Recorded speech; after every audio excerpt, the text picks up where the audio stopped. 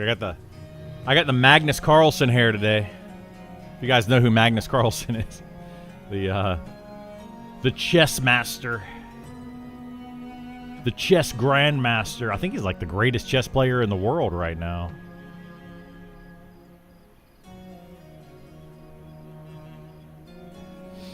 Burrow's whining about the absence of sunlight. I mean, game is dark. I need to make a healer. I need to make a healer. I need to make another tank. I need all the things.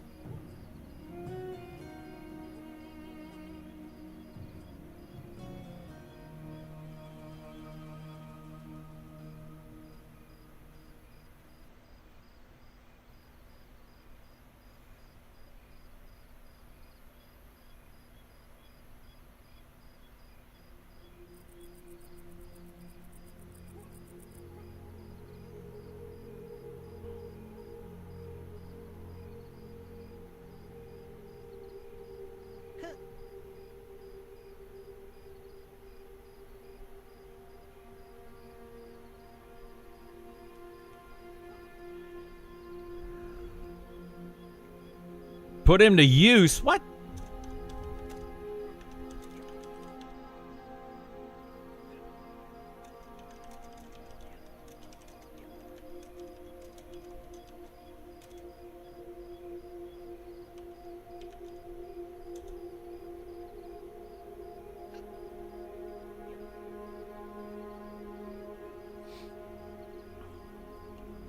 You know, we're going to have a little bit of an issue today because EQ Legends is out in their early access. So there's quite a few people that are wanting to at least try out EQ Legends, and I applaud that. We can get a level 27 Cleric. That'll probably be enough.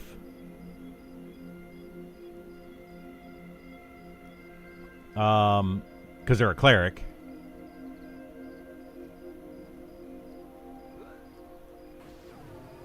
Well, they are already gone.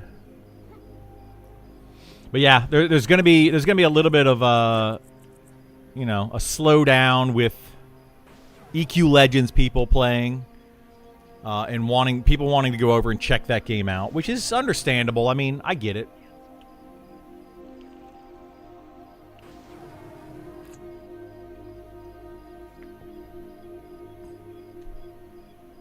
You're getting the baby's passport? Baby should just fly free. Thank you so much, Burrow, for the sub-a-rooney. I appreciate it, bud.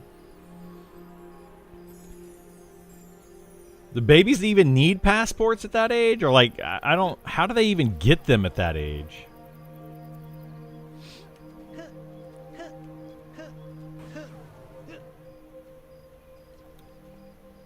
Going to Costa Rica in the winter? I feel like a kid under the age of 1 shouldn't need a passport.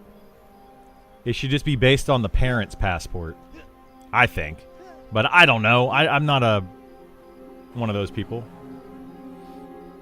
He actually has a passport photo.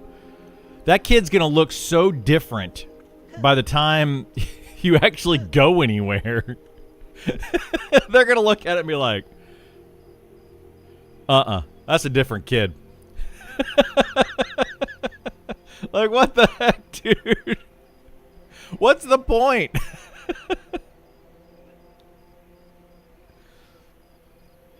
Oh my gosh, dude. That is nuts. Like, seriously, what is the point? They need a passport, so it's harder to resell. I get. Oh, to resell the baby?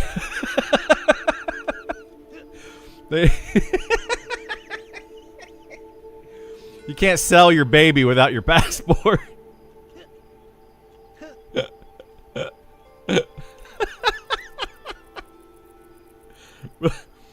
Selling 1-year-old baby, we don't have a passport. Well, you know, that's going to knock off at least a couple bucks. What the heck, dude?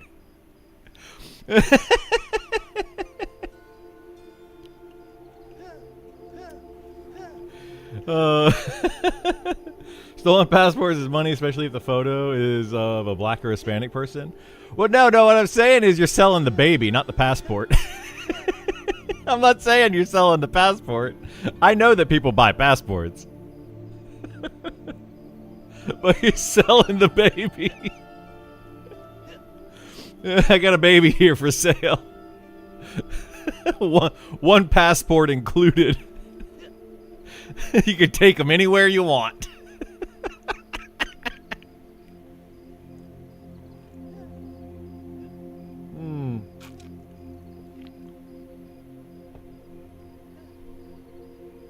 Holy moly, man. That's good times. Good times. All right. Whew.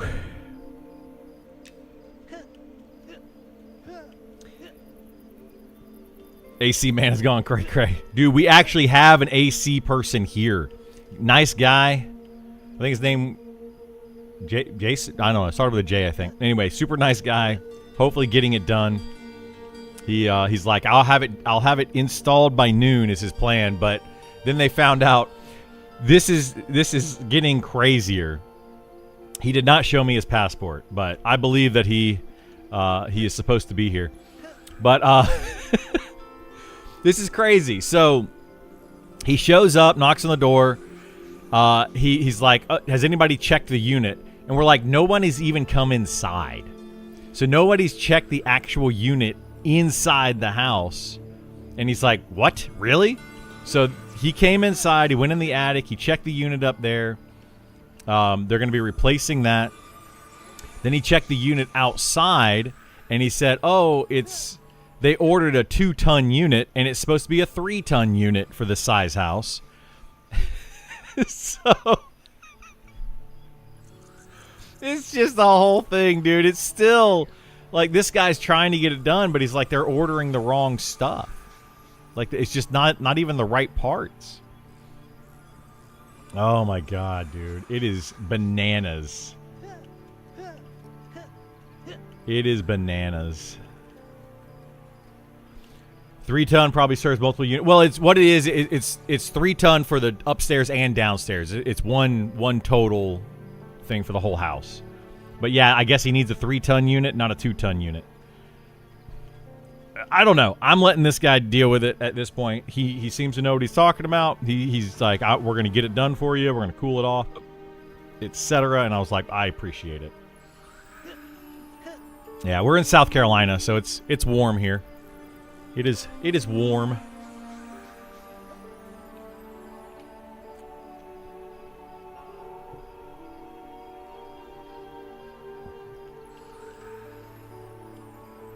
Anyway, yeah, it depends on square feet. It depends on a lot of things, I'm sure.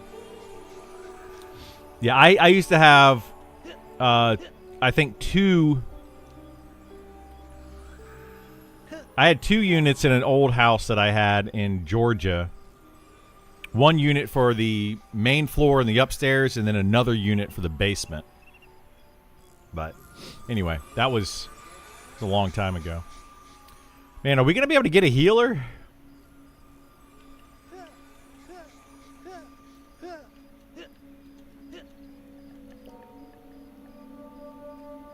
What is happening here?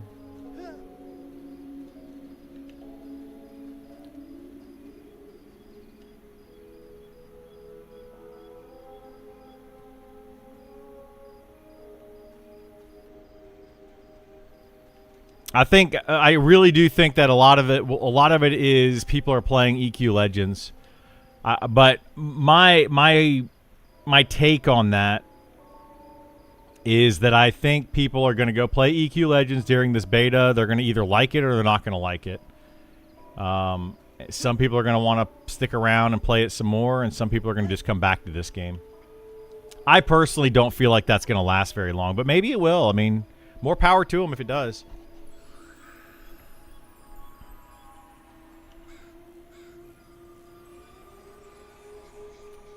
Hopefully it does for them. EQ Legends is probably a 2-month game at most. Yeah, I don't think it's gonna last very long. I mean, right now it's in open beta, so you can download it and play it for free right now. and try it out. So I think a lot of people are trying it out right now. Like, this might be the height of their... I don't know. There's some people that are waiting for it to actually come out. I think on the 28th or something. It's like at the end of this month. But we'll see. I was all about it until I saw it was more single-player, solo-focused. That's 100%, yeah. I don't think so. You have to buy to play the beta. Oh, you do have to buy it to play the beta? Really? Yeah, and it's got a box price, doesn't it? It's on Steam, right? Let me look.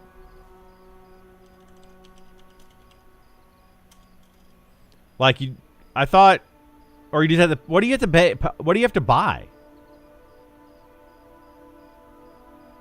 $10 and $10 sub. I thought it was because EverQuest is free, right here. Like, I don't know how it works. I haven't looked at it. Oh, it's at the EverQuest Legends shop. You can't get it on. You can't get it on Steam. It's not on there.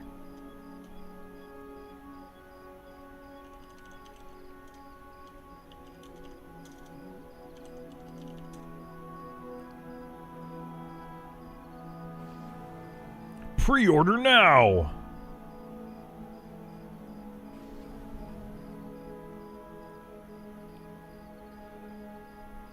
Okay, so it's $20 and then $10 a month. Cancel anytime.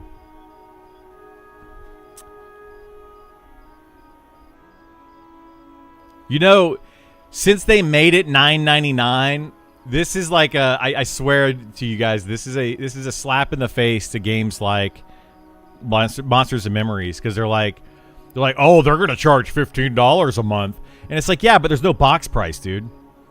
There's literally no box price. You can pay it for 1 month for $30. After the second month, it's $40. So not until the third month. So you could play Monsters and Memories for 3 months, and you have to play EverQuest Legends for 3 months before they equal, right? Just saying. Just saying. This is what I don't like about this company. They could easily charge like $10 a month or $15 a month. Oh, 1 month. Sorry, 1 month subscription included. So I guess for $20, you get the first month plus the game. That makes more sense. So basically, you're buying the game for $10. Anyway, it's still like, I don't know. It's like Meta was saying, it's a single player experience. And I'm not here to play a single player MMO. That's not what I want. It's not what I want. I don't understand EQ Legends at all. It's not EQ at all, but they're selling it to people like it's an official EQ Classic, or at least everyone I saw interested in it. Yeah, so it is EQ Classic it's the same world. It's got some of the same bosses, like same content, but you play it very differently. So you play it more ARPG style. You go out, you start out very slow. I've heard, and I've been looking at it a little bit more just because I want to understand for people that come in and they ask why I'm not playing it, or if I plan to play it or whatever. It starts out very much like any other EverQuest game. You make a level 1 character, you start killing stuff. The first 5 levels or so are very slow. Maybe even the first 10 levels are very slow. After that, though, and you get all 3 classes unlocked, it picks up very quickly. So, yeah.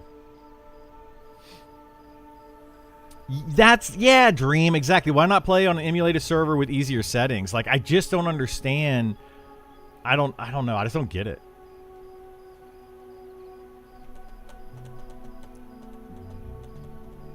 I mean, but that's the thing. They can make more of those servers, you know?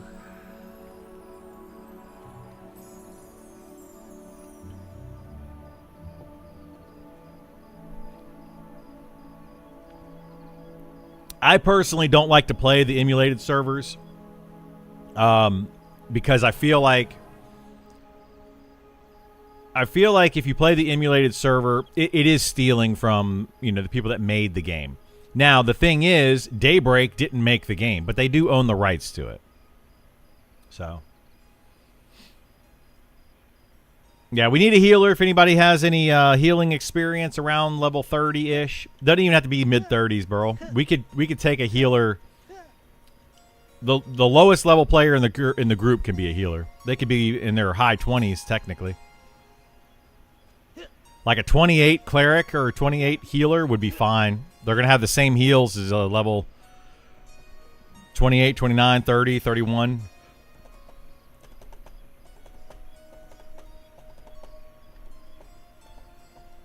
But yeah, anybody in that range. But yeah, anyway, I don't know. Like, EQ Legends looks... I mean, I'm sure it'll be fun for some people. I'm sure it will be. But, yeah. It's you know.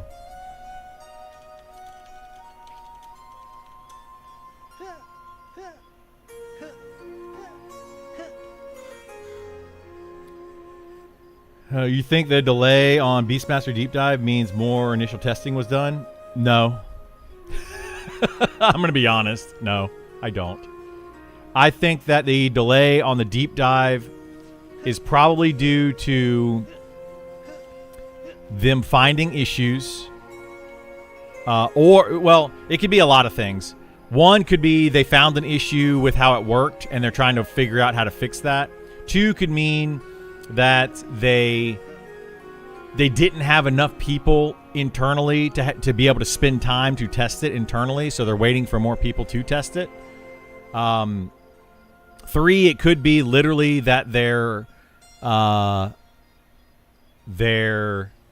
editor person, the person that writes up the deep dives, hasn't been available to actually write it up. So what they do with that, just so people know, is the devs go in and kind of give bullet points and say, this is what we want to say. They hand it to the editor. Then the editor actually writes it out so that it looks really good and looks really neat for the deep dives. Unfortunately, though, the previous deep dives said one thing and kind of delivered something else, and it's very much they used, in some cases, the wrong words, at least in my opinion. So I don't know.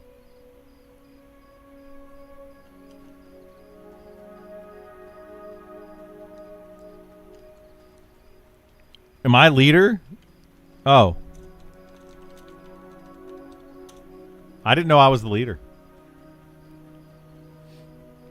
Person who writes the deep dives isn't the dev, so that might happen. It happens all the time at work. Yeah, exactly. The person who writes the deep dive is definitely not the dev. They're just like an editor type of person.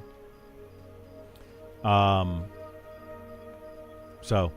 yeah, it's just the whole thing. Like, it's all these things need to fall into place. Again, I will say that's where a project manager comes into play, right? The project manager talks to the developer. Hey, where are we on the timeline? The project manager then also talks to the editor. Okay, here's what we need to say and do. These are all, like, a project manager would do this game a lot of good. A lot of good. Like, I know that Sean doesn't want to have one. I get all of that. They're trying to do things differently. I totally understand all that, but it would do this game a lot of good. Who cares if the deep dives look neat? We just want accurate stuff. Well, it's not about it looking neat. It's about it being accurate, right? Because a developer is going to take the information of how they developed the class, give it to the editor. The editor is then going to organize it so that it's easy for us to read. So it matters. It needs to be easy for us to read and understand, but it also needs to be accurate.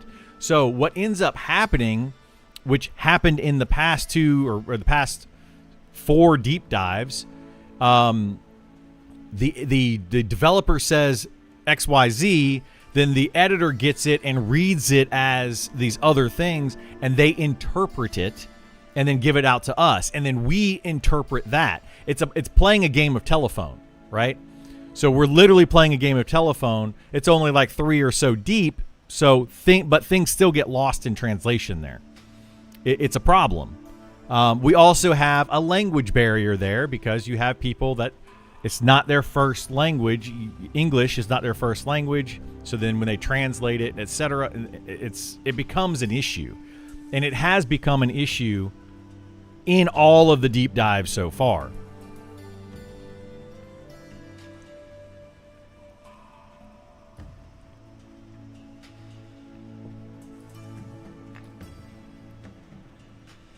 So anyway, that's basically what's going on with that.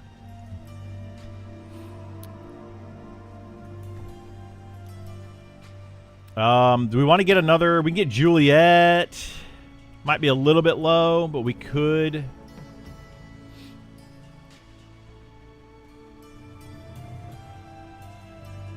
A Seer would be nice. It's not necessary for the rats, but it's nice. I mean, having a Seer, well, we have haste now with Scooby.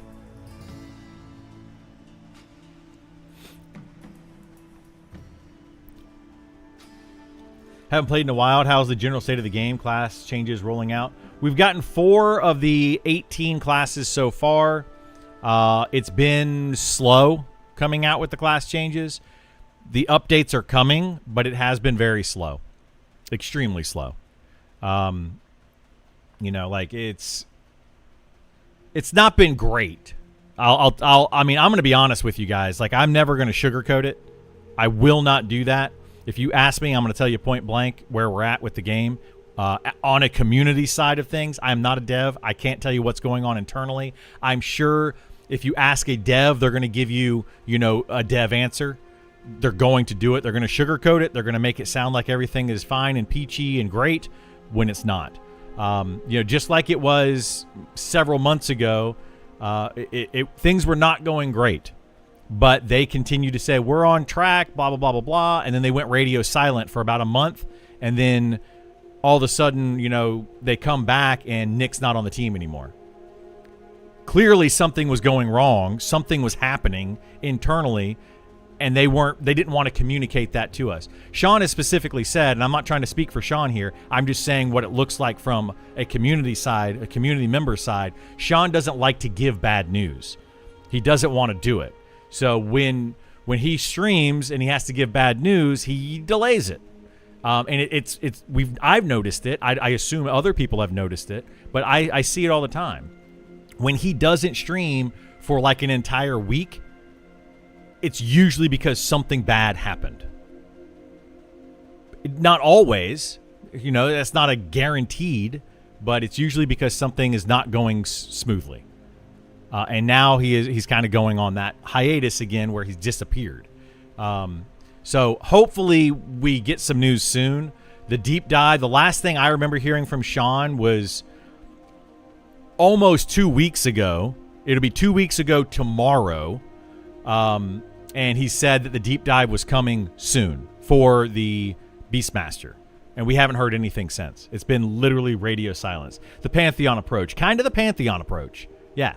Absolutely. Again, I will reiterate, this is why they need community manager and project manager. Those two things, I'm telling you, I don't know why they are so like just against having those things. They absolutely need it.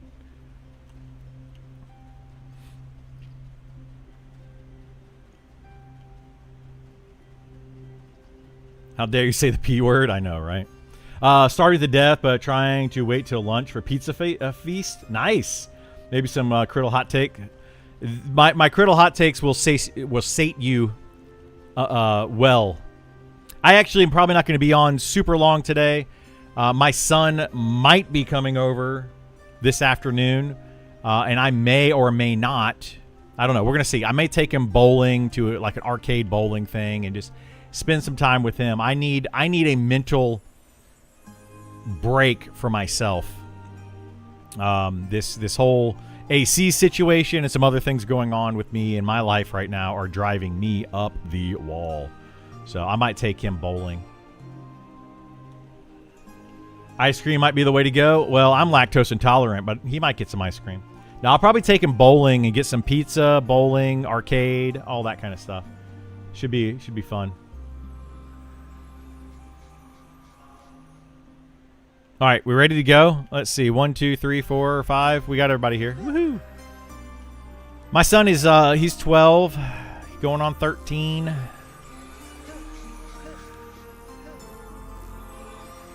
have just over 90 minutes right now. Can evaluate then. Yeah. Let's get going.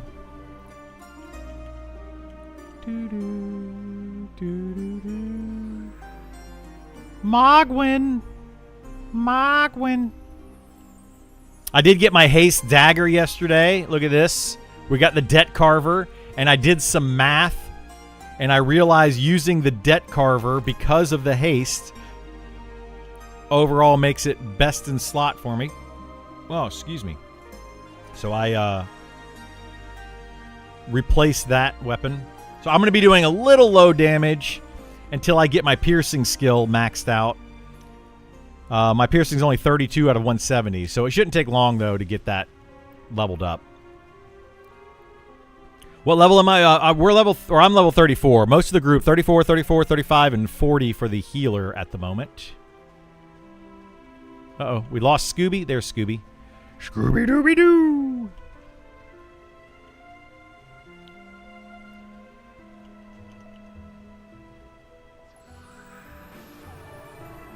Oh, I need to assist.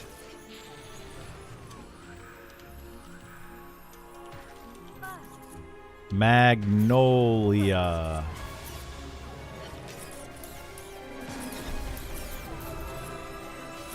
Magnolia. I don't want to go bowling. I want the final word. Yeah. I haven't gotten my son to play this game yet.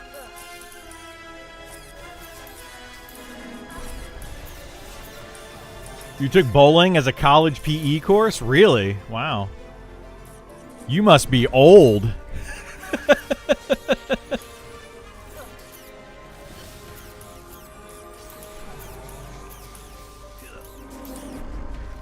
Need another? I don't know. Depends on what class you are. I think they're waiting. They're holding out for a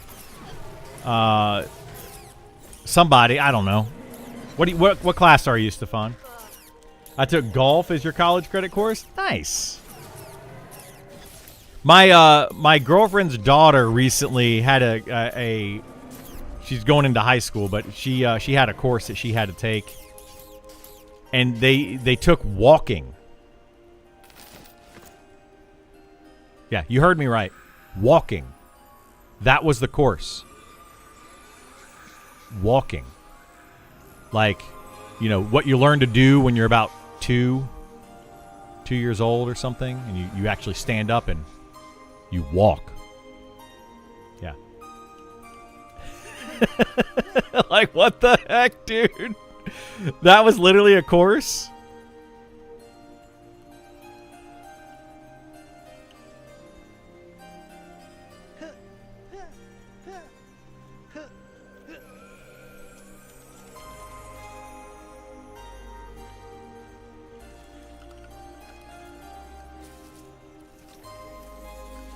Touch grass? Ew. I know, right? Isn't ketchup recognized as a portion of the fruit? I don't know. I have no idea.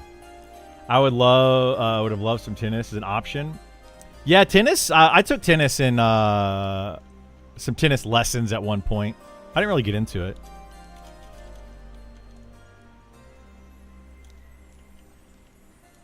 Didn't really get into it. Learning to walk naturally and learning to walk through instructions are very different things, clearly. You know, it was a whole thing. She doesn't do well with walking a lot of times because she'll walk into something.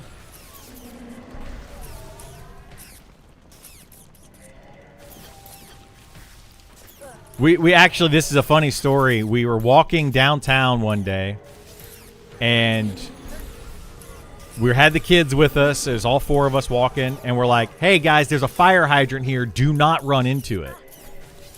And they both were like, okay, we won't. And then my girlfriend's daughter just ran into the fire hydrant and hit her knee with it. And we're like, what the heck? She goes, I was looking at it. I was trying to avoid it. And we're like, then why didn't you? Like, you see it.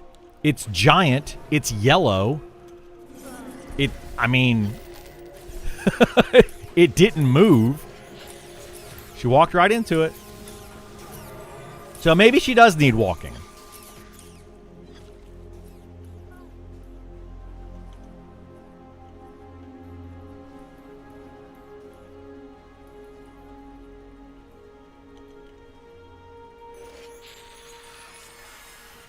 Fire hydrants are red up here. Yeah, they're red in a lot of places, but I think this particular one was yellow. It's bright yellow. Maybe because it's downtown or something. I don't know. I have no idea why it was yellow, but it's a yellow one. I don't know what the difference is, to be honest.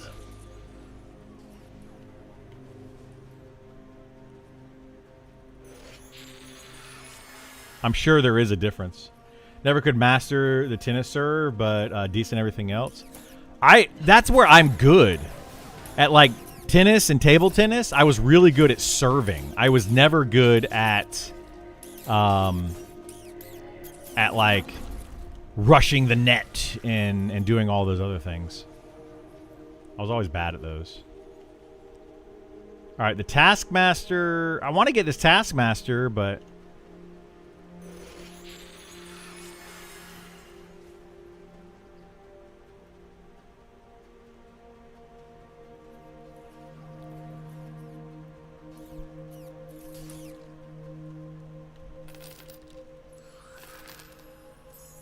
I think we can take out the Taskmaster. We just need it by itself.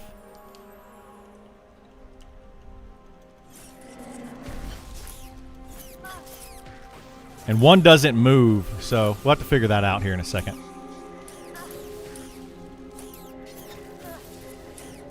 Does Brondo come out of it?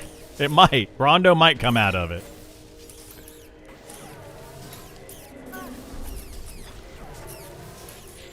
I'm gonna go out on a limb. I have no idea why they're red and sometimes and why they're yellow sometimes.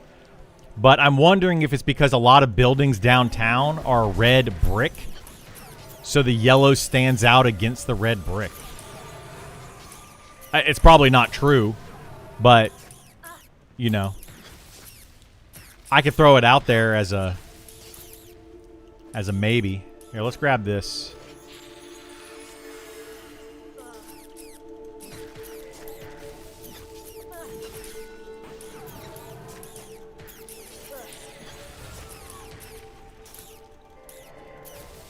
Difference between a yellow and red fire hydrant is primarily comes down to ownership and water flow capacity. According to National Fire, these colors indicate who maintains the hydrant and how much water firefighters can draw from in an emergency. There you go. Makes sense. Totes makes sense.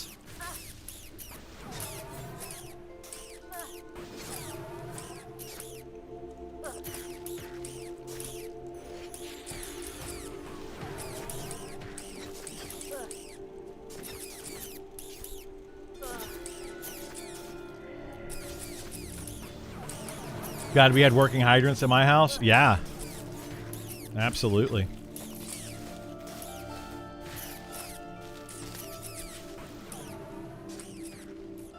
I'm glad you had working hydrants at your house, too.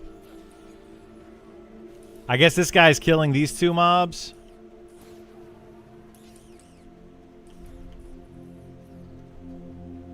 Alright, let's,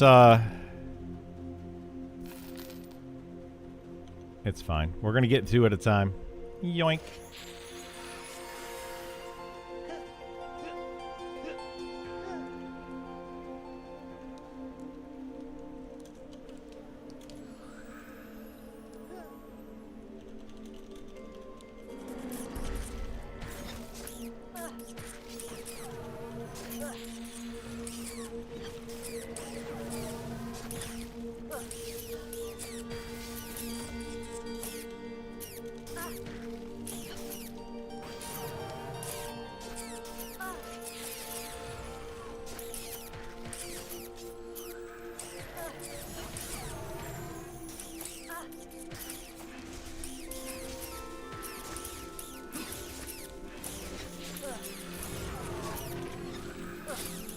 Ran over a fire hydrant at my first CDL test. Nice. So, needless to say, you didn't pass.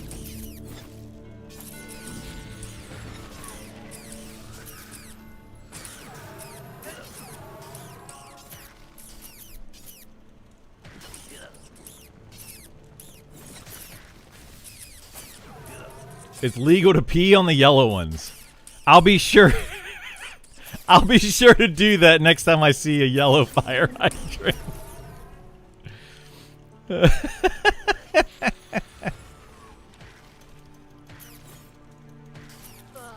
I did not pass. 6 points on license. Didn't even have yet. Nice. Nice.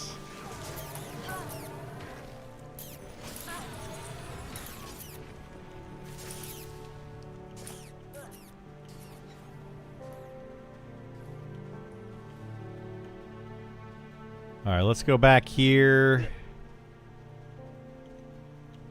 Screevar Guard. Okay, good. We're getting respawns. Perfect.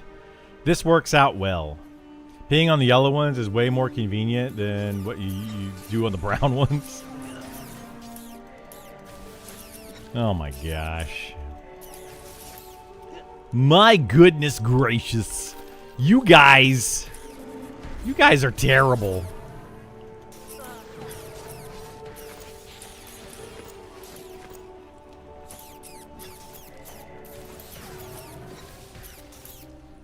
Just terrible.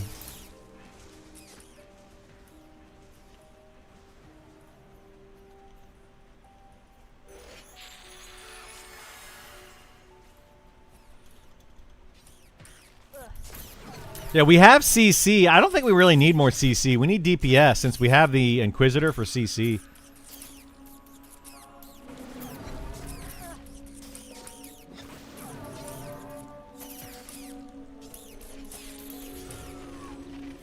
But we'll stick with 5, I guess, for now. It's fine.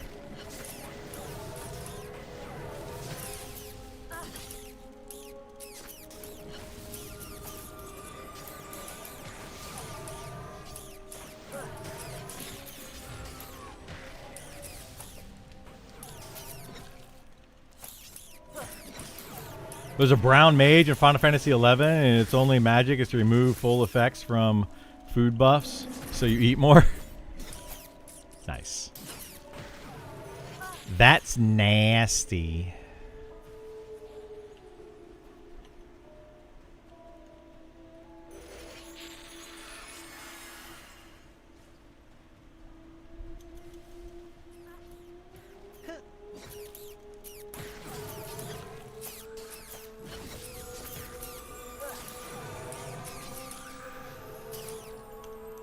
Yeah, we can't CC these, I don't think.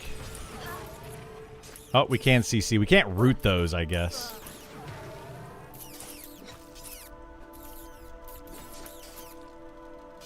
May as well bring them if I'm gonna leave. Well, I don't know how long I'll be either. I don't see anybody though that's the right level.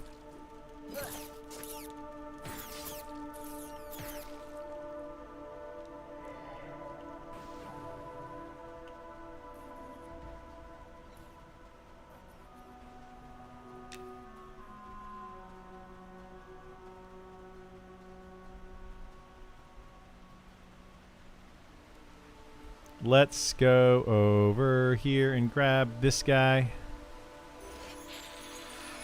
Yoink. We got far pulls here. We could probably go to a different location. It's got more mob. Where did that mob go? There it is.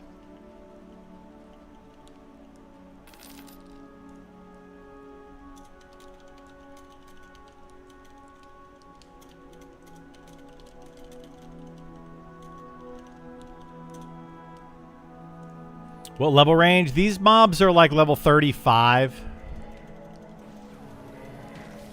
Like 30, 35, 36. I mean, it depends. The guards are like 35. Then you have the scavengers that are back here that are like lower, like 32s. Then you have the taskmaster that's like 38.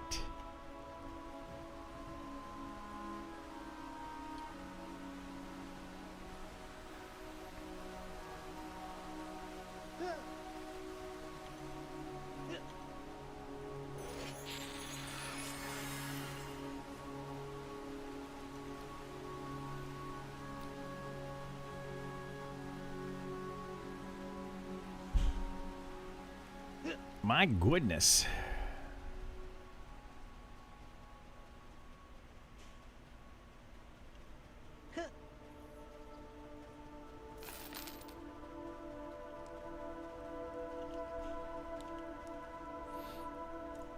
I'm having to pull really far away for this group. It's not good. No bueno.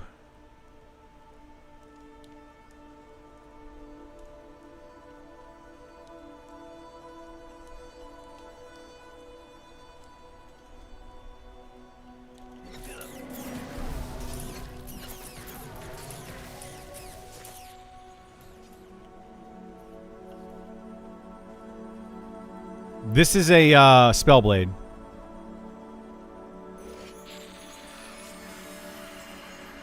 The heck?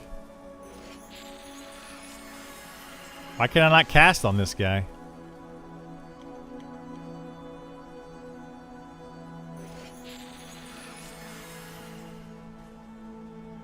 That's weird. Can't cast on the Taskmaster? I mean, yeah, the class is fun. It's a good DPS, like a strong DPS class, but you know, it just depends on what you like. But it is a very strong DPS class.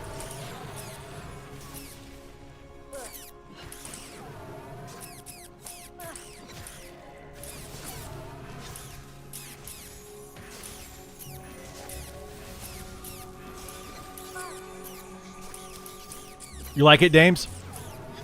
Yeah, I mean, it's a good class. It just depends. Do you want to utilize all of its abilities or not? If you're trying to utilize all of its abilities, it feels a bit clunky to me. But overall, it is a very strong class. The button mashers get something too, yeah. Wish you prefer Spellblade or Shadow Knight? I mean, I would prefer to play a Spellblade over a tank. I don't like playing... Well, it's not that I don't like it. I don't know. Tanks are a lot of responsibility. So I tried to... Like, I play a tank as my main character, but I play a fighter. But they're just always a lot of responsibility.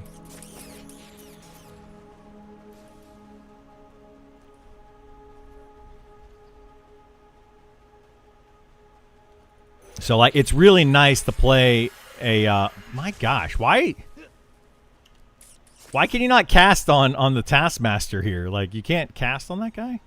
I don't mind playing a tank, but yeah, it's just, playing a DPS is like the most laid-back, chill thing you could possibly do in a game like this.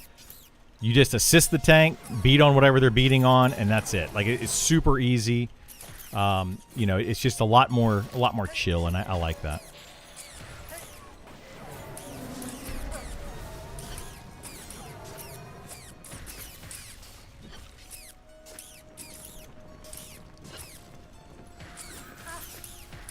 I feel like the Polar CC has the most response here. I mean,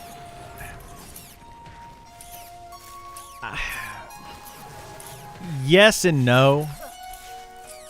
Like, you see me pulling, and I'm able to pull while, you know, chatting and doing, like, all sorts of things. It's not really... Depending on what you're doing to pull, right? If you're trying to split a camp, then yeah, you have to pay attention. But if you're just pulling's not hard. It's really not hard at all. Like, anybody can do it. You just run out and you grab a mob when another mob is low. Try to keep a mob in camp all the time. It's really easy to do.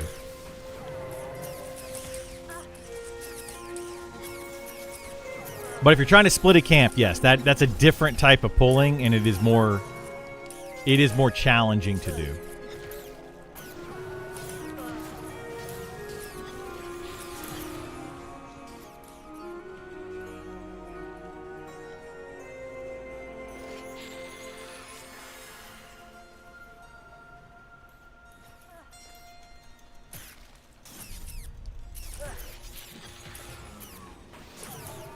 Yes, it all depends on location, group makeup. Yeah, exactly. A lot of things depend on that.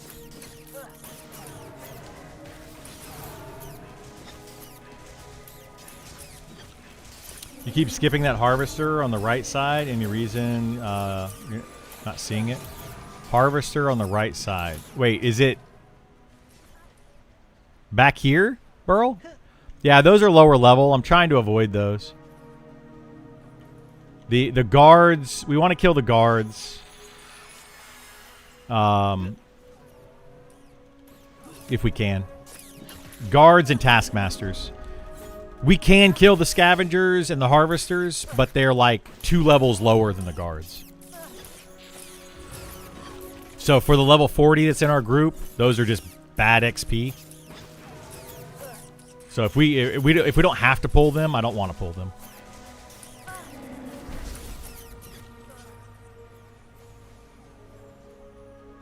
But I will pull them if we run out of mobs.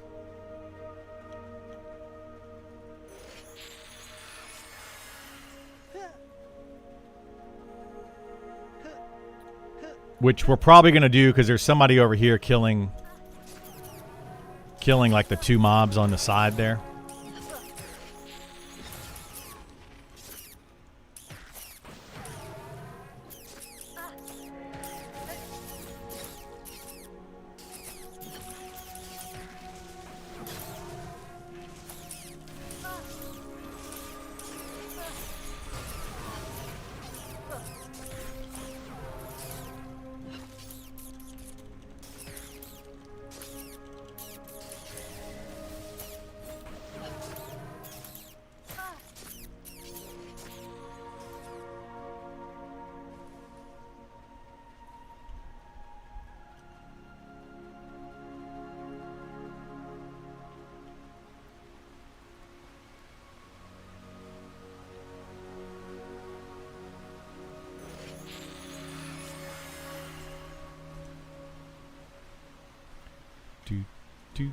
Do.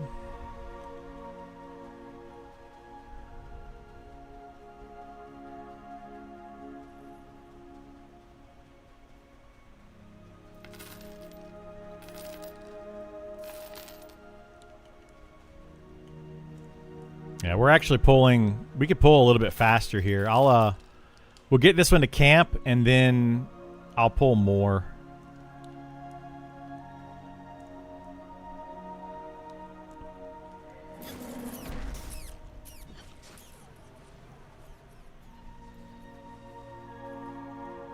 It'd be nice if we had those 2 right there, but we don't. Do you know how to get a key in the grain cellar? Yes. So when you go down the stairs, if you're facing into the grain cellar, you can go right and you can go left. You want to go right. Let's pull all 3 of these. Might be 4 actually. But you go right, and then you go to the first left after that, and if you go straight back there, you're going to see a door, like a gate on the left-hand side. Just behind that gate, that's a locked gate, but just behind that gate, there is a mob that spawns there that has the key. So you'd have to go up to the gate and aggro it, and it'll come through the gate and get you.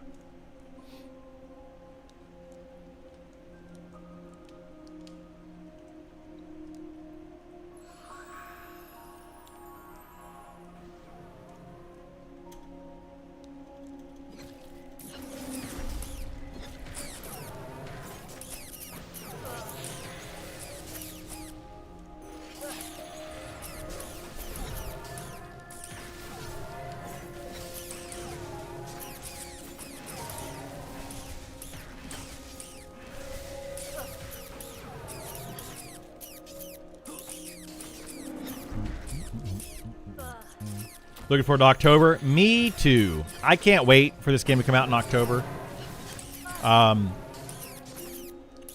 Yeah, like all the people playing EQ Legends right now and the ones they're going to play EQ Legends, I bet you.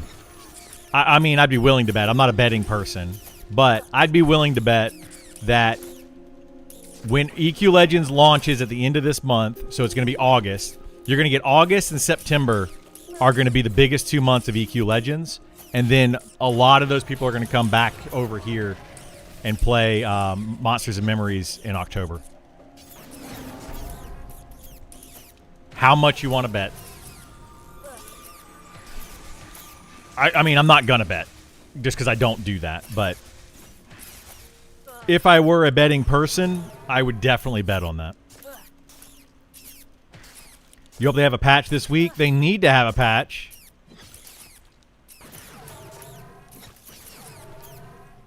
You bet $50 I can get you to bet? I bet you can't.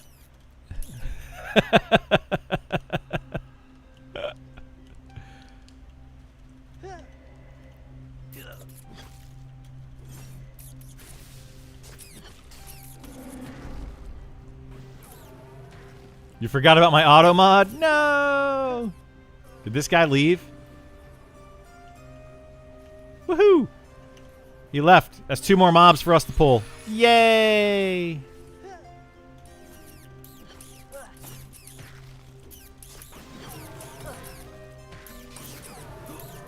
Depends on how they do the reconstruction of the classes. That is true. That is true, Garm. You are very correct on that. If they continue to flop some of the class remakes here, like Wizard was bad. It was bad. September is a crazy month of game releases in general, so many trying to avoid being anywhere near GTA 6 in November. I thought GTA 6 was already pushed back from November. Was it not? They said November, and then I want to say that they already pushed it back again.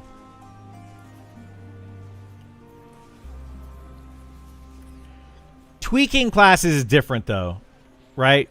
There's a difference between tweaking classes and remaking classes. There will always be tweaking classes to find balance. Absolutely. Remaking them, which is what they're doing right now, is a completely different animal. It's November for sure? Okay. I saw something, and it might have been like a meme or something, like they've already pushed it back, you know, like I don't know what it was.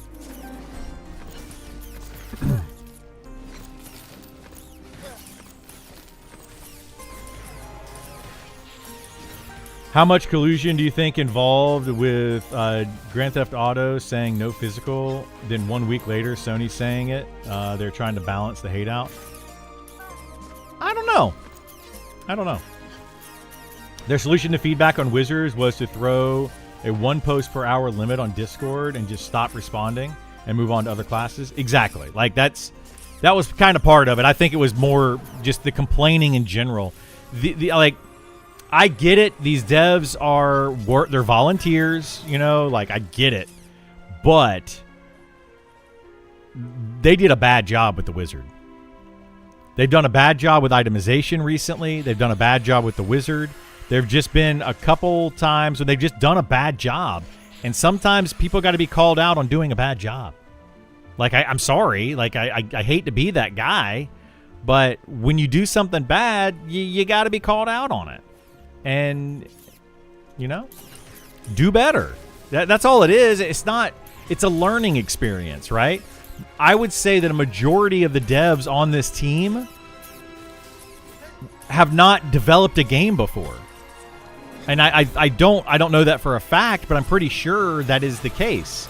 So they haven't like developed an actual game. They have maybe worked on a previous game, or, you know, something like Ali, for example. He worked on P99, but I don't think he's actually been part of the development of a game. So I feel like, you know, it's a learning experience. Like you gotta learn. Nobody does anything right the first time. You're not buying a PS6? I'll probably still get a PlayStation. It's custom code, but it's different, right? Attack, like, P99 might be custom code, but it's still very different in that they had a whole thing to build on. They knew, like, where the monsters were, the balancing. They had something to reference.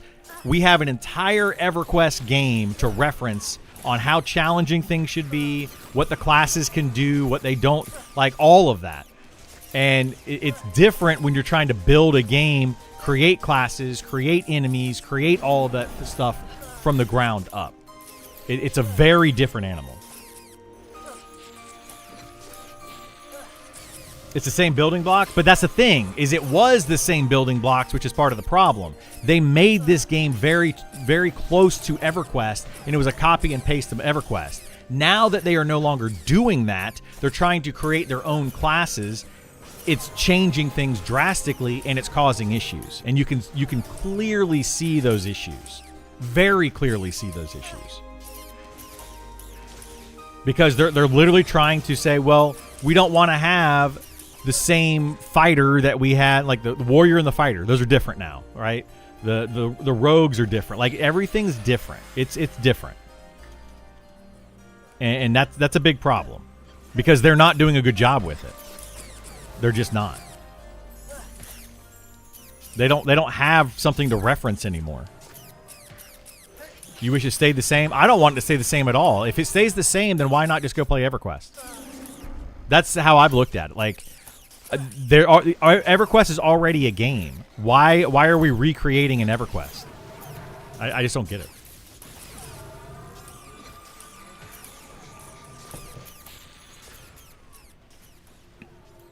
People play this because EverQuest went stale. Okay, well, how is recreating it gonna fix anything? You know, it just, they need to do something new. They can't copy and paste EverQuest all day. That was like one of their biggest complaints on the forums, was it's just copy and pasted EverQuest.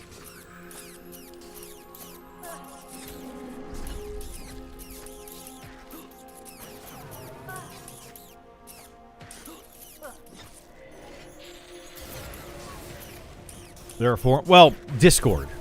I say Discord for the forums. And then Reddit. Right? On Discord and Reddit. Are they hosted by GeoCities? Maybe. They are making a forum for this game, supposedly. When it's going to happen, who knows? But they said that they're making a forum.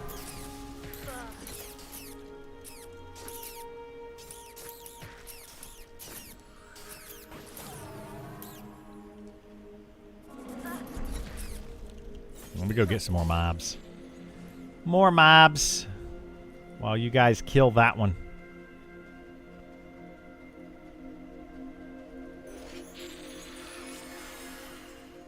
Forums equals more cost. They're trying to avoid unnecessary spending. I mean, they are, yeah. They are trying to avoid unnecessary spending. I mean, it makes sense. They're trying to build a game very economically, which totally makes sense.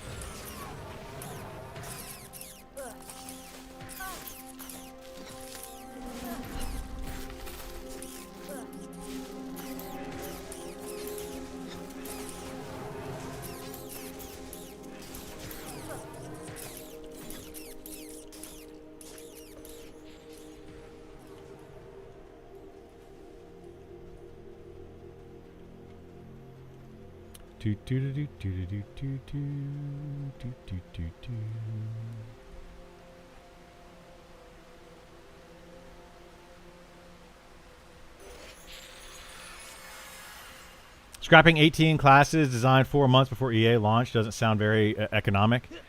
Well, they're not scrapping them. I mean, I get where you're coming from, but it's not. They're not scrapping those classes. They are rebuilding them, but I feel like we're seeing the wizard and the druid and like some big changes there. The Spellblade was already a new unique class anyway. So that's true, but like the fighter's not going to change much. They're just going to change a few of the abilities, but it's not going to really change the gameplay of the fighter, I don't think. I think there's several classes that are not going to change a whole lot. So it's not going to be like a full-on rebuild of some of these classes. The way that they have explained it, the way that Sean explained it previously, is they're trying to do the classes that are going to take the most work and get those reworked first, and then the other ones are going to be easier and faster to rework. That's the idea, right? Now, will they follow through with that? I have no idea. I don't know what the plan is. But the idea is the harder classes to change and rework, they're doing first.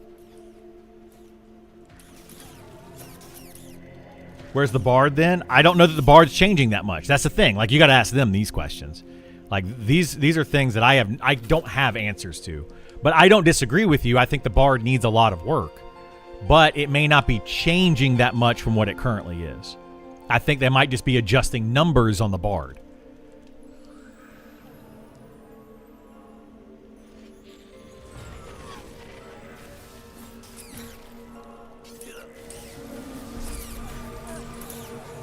Where did my mini stats go? Oh, I don't know. I don't know what happened to them. Blink. There you go. I probably closed them last night for some reason. Shadow Knight and Necro sound like a large overhaul. I think that the Shadow Knight, the Necro, the Elementalists all sound like pretty big overhauls. But they're doing the Beastmaster next. So I don't know. I have no idea what their plan is. Question on Spellblade. Is the AoE useful when you unlock it at 18? And do you use telekinetic stance at all in groups? No. AoE is not useful. You're talking about Implosion? The Implosion AoE? I would say the Implosion AoE is only going to be useful in, like, when you're fighting higher level mobs, like raid bosses, for reducing the dodge, block, parry, or whatever it reduces. I forget all the things that it reduces. It's not worth casting outside of the debuff. You don't really, like, the AoEs that they put into this game in a group setting are not used other than AoE stun, AoE mez. If you're trying to use AoE DPS in a group right now, you're playing the game incorrectly. And you're just going to cause your CC person or your tank a lot of issues, and I don't recommend it. I don't think they can dodge, block, or parry if you hit them in the back. I don't know. I haven't tested that recently. I think they can dodge, but yeah, block and parry, I'm pretty sure, is from the front only. So it's really only good for your tank. But yeah, any of the AoE spells are not great.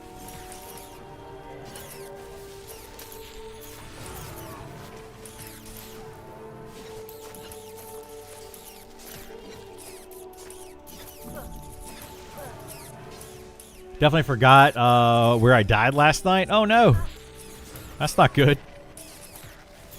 Good thing Necro can buy a new Fine Corpse scroll.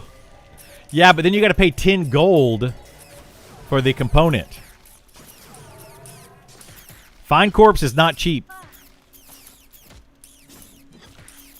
Mainly, I just said they are making Bard need to use instruments more, do more damage. Yeah, that's what I think is going on with the Bard. They're not really going to be changing the Bard much at all.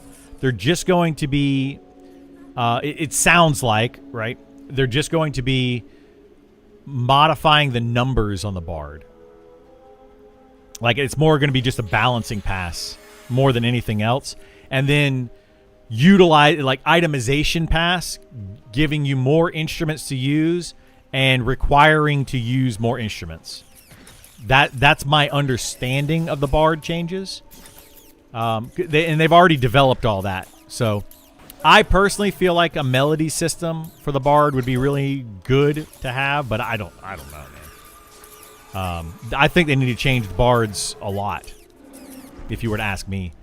The Bard is not going to be I don't feel like the Bard will be a class that is played often. And it's going to be very tedious for people to play it. People are not going to want to. They're going to try to macro it. I think it's going to be another big issue with the Bard, is people are going to want to put it into their mouse and keyboard macros.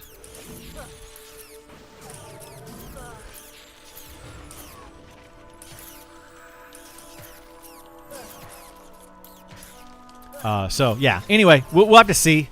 We'll have to see what they do with the Bard. I think the Bard needs more of an overhaul than what they're planning. Melody confirmed, not coming. Yes, Melody is not coming. Well, Melody is not coming in the same way that instances are not coming, right? They don't plan on having Melody, and they don't plan on having instances, but you never know what the future could hold, is the way that it has been said multiple times, right? They don't want to do it, but if the Bard is not being played and like literally no one plays the Bard, then maybe. You never know. You can never say never. But yeah, they're not planning on doing it. Bard balance compared to Druid balance on the whole Jack of all trades is mind-boggling. How night and day they are. Oh, absolutely, yeah. The Druid right now is way overpowered, like compared to the other classes. Now, is the Druid where they want the other classes to be? Maybe they're planning on the Druid is where it needs to be, and the Spellblade is kind of where it needs to be because it's a pretty good DPS class. That might be the case, right? Those might be the average or the par where they want it to be, and they're going to work everything else around that. But right now in the game, Druid is like way up here with Enchanter. Spellblade is maybe a little bit below that. Then you have a lot of the other classes that are down here, and then you have like the Rogue that's way down here at the bottom. So that's the reason they stopped working, just to let people know. That's the reason they kind of stopped working on these classes, like the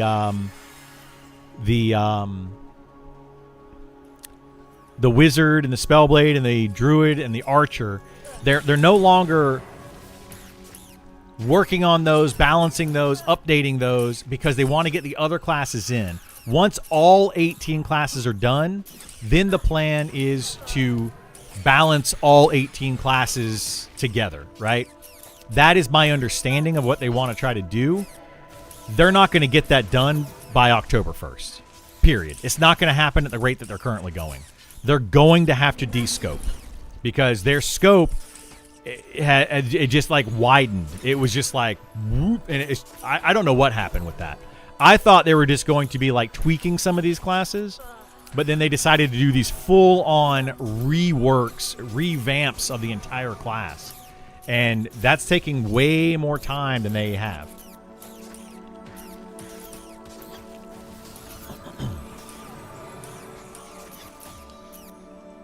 Don't say de-scope. They have to de-scope. They have to. There's no way they're going to get it done by October 1st if they don't de-scope. Like, it's just not possible.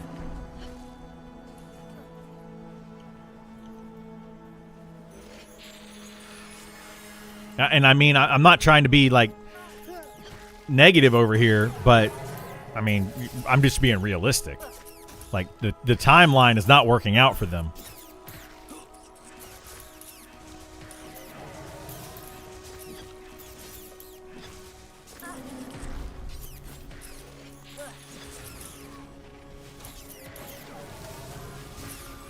The delay on the class update is crazy. Almost feels like they gave up. I don't think they gave up. I just think that it's proving to be more work than they originally anticipated. I mean, I feel like that's what's happening. Is they thought, okay, well, we're going to do these class reworks or whatever. We have some ideas, etc. you know, we can get one done every week or every 2 weeks or whatever. Maybe they had some sort of timeline for it, and that timeline is just, it's been pushed. Like they didn't realize that it was going to take more time than originally anticipated.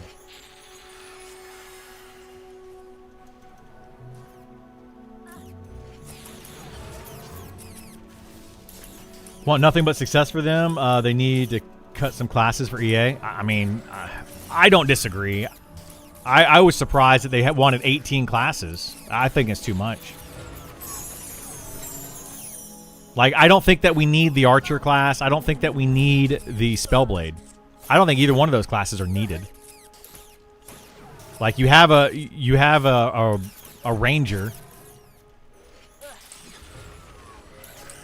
Like, the Ranger can kind of fill the Ranger and the Archer and the Spellblade, depending on how you want to play the class. It could literally fill all three of those currently. But now they're going to rework the Ranger, too. It's just, I don't know. I feel like they bit off more than they can chew. I spent 2 weeks on Wizard and never went in the right direction. Only time I felt was good. They cranked up Reclaim 3 times. Yeah, so it felt good for like 3 days. The Wizard felt good for about 3 days. Right? Then they just needed to tweak the numbers a little bit to make it not feel overpowered. And then they didn't do that. They tweaked something else that just completely nerfed the class again. So, yeah, I don't know. Like, I think the Druid's kind of in the same place right now. They just need... all they need to do on the Wizard to make it feel good is tweak some of the numbers. But they're not willing to do that right now because they want to do all these other classes. So, I don't know. I think the Wizard could be in a good place if they... If they just tweak some of the numbers on it, it should be fine.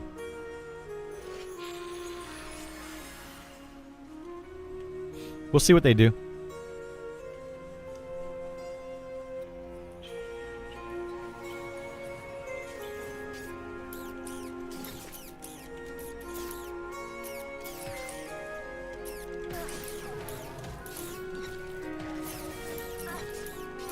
I got him. Sorry, guys, I wasn't paying attention. Does this game have floating damage numbers? No, it does not. And they don't plan on doing that.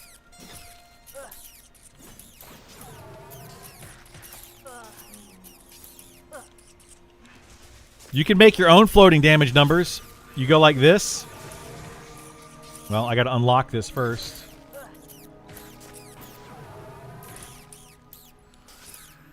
Wait, why can't I? Oh, hang on. You go like this, and then you put the opacity. You take the opacity and drop it down to 0 or whatever, or 100%, whatever, and you can get your own floating damage numbers. That's how you get floating damage numbers. They're trying to be more minimalist, which I like personally, even though I've got a couple extra windows open. Those windows, though, are not for me. Those are for you guys. I wouldn't have all these things open if it were for me.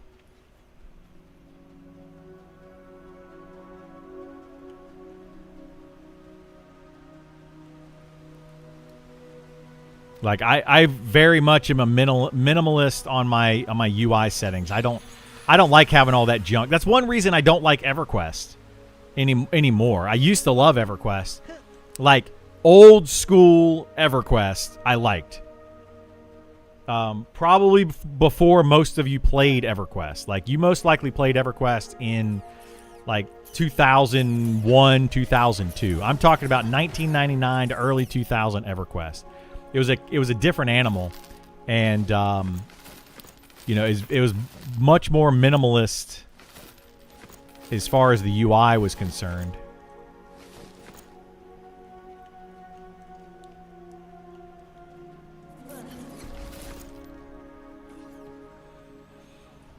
But yeah, like EverQuest now, I go and I watch people play it now, and they've got like literally all sorts of stuff all around their screen and just like a little area right here in the middle that they can see their character. And it drives me up the wall. I don't know how people play like that.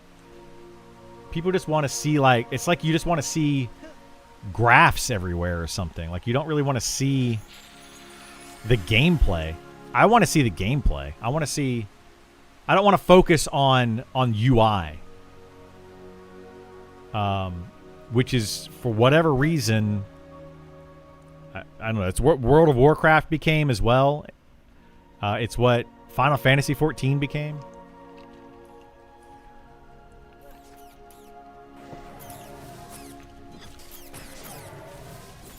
It's the min-max mindset. It is. It is the min-max mindset. And I have a min-max mind. Like, I want to use this class, and I want to use this gear, and I want to use these things for, like, certain situations. But I just don't need to have, you know, like, a spreadsheet up overlaying my entire game. I don't understand that. I don't get it. The game, yeah, back in 1999, the game window was tiny. Yeah, what I liked is when because that was like the first 6 months or something, and then they opened it up and they made it full screen. That was perfect. Spellblade question: how do you feel all the extra tools you have access to in the class? I feel like they're kind of a waste, to be honest. The extra tools on the Spellblade, like. The Spellblade is a DPS class, first and foremost. There are a few extra tools that are nice, like Seclusion is kind of nice. When you pull an extra mob, you can seclude one of them while you burn down the other one. You know, it adds a little bit of CC for the Spellblade, so that's kind of nice. But other than that, they don't really have a lot of extra tools. It's really more just DPS.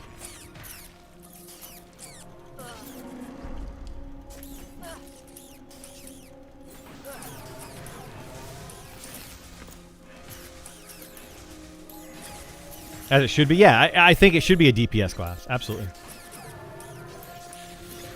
Stare at this book for 10 minutes while meditating your mana back. Well, that's true too, Italica. Yeah. I didn't like that either. Say it all the time, but Regional EQ always had a hidden second UI that was similar to Velious Window. Much more screen space. I mean, I barely had anything on my screen back in EverQuest. How well will he Spellblade solo? Middle of the road solo class. It won't be as good as like a Necromancer or a Elementalist. Like, it won't be as good as those, but it won't be as bad as a rogue or a fighter. It'll definitely be better than those.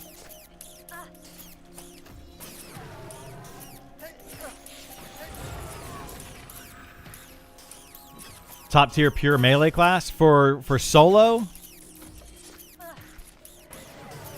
Probably not. The top tier pure melee class solo will probably, because I mean, well, I guess I don't know if it's pure melee class, but it will become a pure melee class, which is going to be the Beastmaster. It's going to be a melee class without all of its spells. Eventually, that's the plan anyway. At least that's my understanding of the plan. So it'll probably be the best pure melee solo class. But the Spellblade it'll be up there. Because it's got like the kinetic ward is nice. You know, it's got a few tools for soloing that's nice.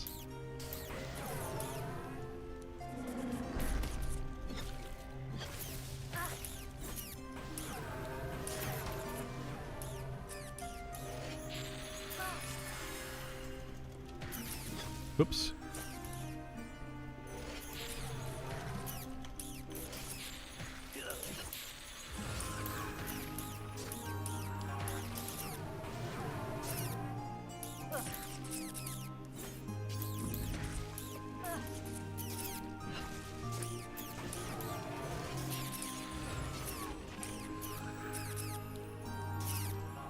Very interested to see the Beastmaster and how they buff it for losing all the Shemi buffs. You're guessing they'll get a lot back to just companion self only. That's my guess as well.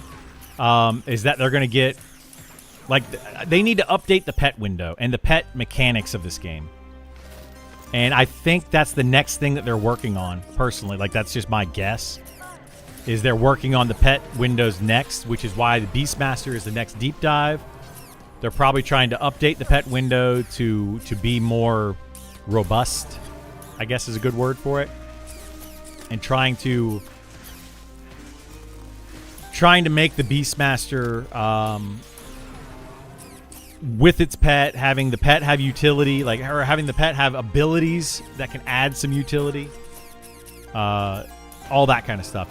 Hopefully that's what they're doing at the Beastmaster. I really don't know, but that's what they need to be doing with the Beastmaster.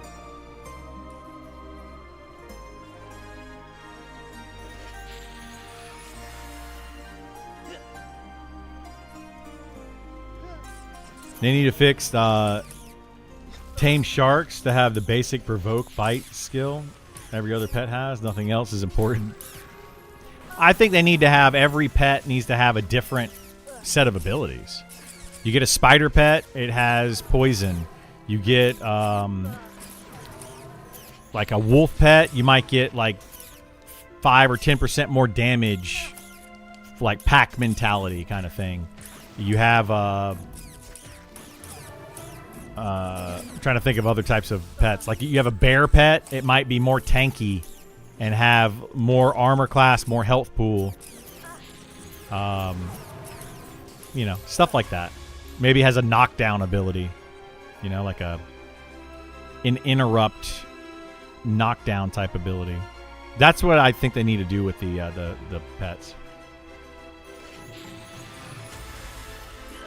Turtle pet for 20% AC bonus. Yeah, you should have a very high AC on a turtle. Probably high AC, low health on a turtle, though. Because if you can actually jab a turtle, you can incapacitate them. But the problem is trying to jab them. Holy moly. I pulled a lot. Oopsie poopsies. Oh, 2 of those are easy.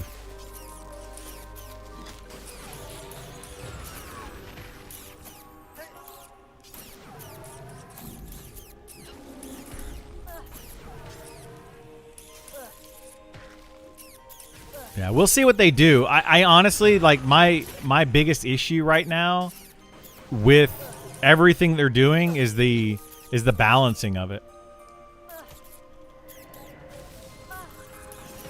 Balancing is just bad. Feels like Necro and SK will be done with the same time as Beast. Need to give all the mobs a lot of unique abilities. Yeah. They do. They need to work on a lot of that at the same time. I agree.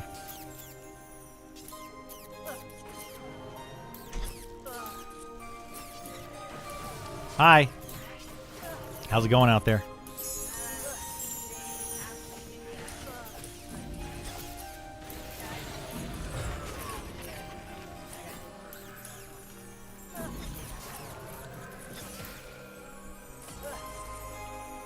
It's ridiculous. Were they not able to get the unit? Is that what's going on?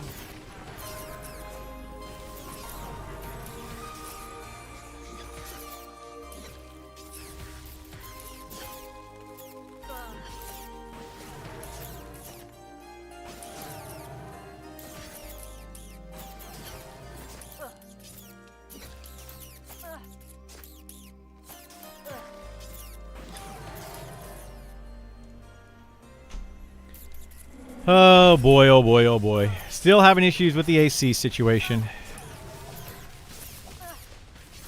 Bad. Whole thing is bad. I thought these rats were supposed to have the faction we needed. These rats don't have the faction we needed.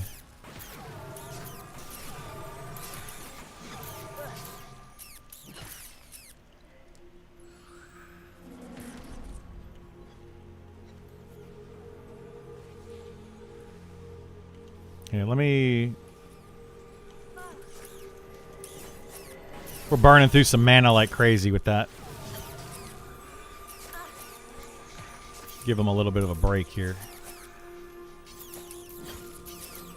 What's wrong with the AC? Need a new blower? No, we need a whole new AC. Yeah, ours pooped out.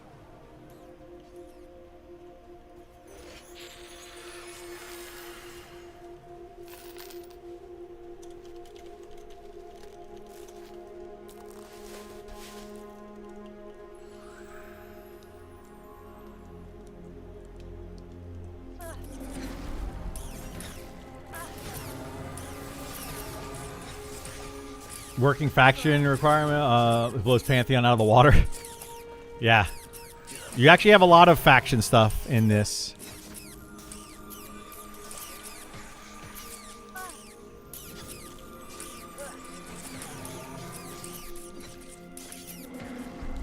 What is my haste at? I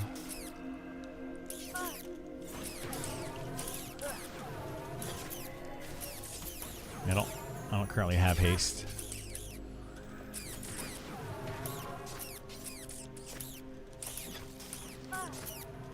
No, there we go.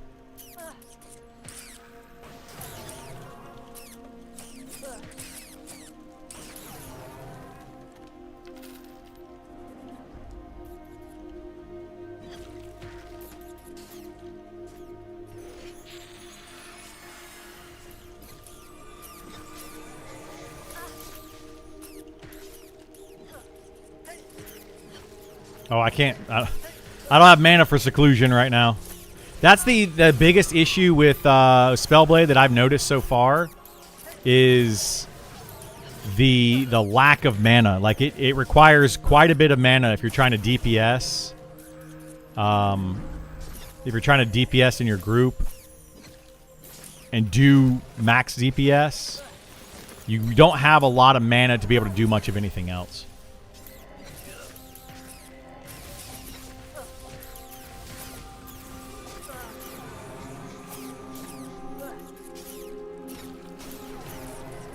Which is probably a good thing. Like, if you could do a lot of other stuff while DPSing, like that's kind of a bad thing, because it's a DPS class.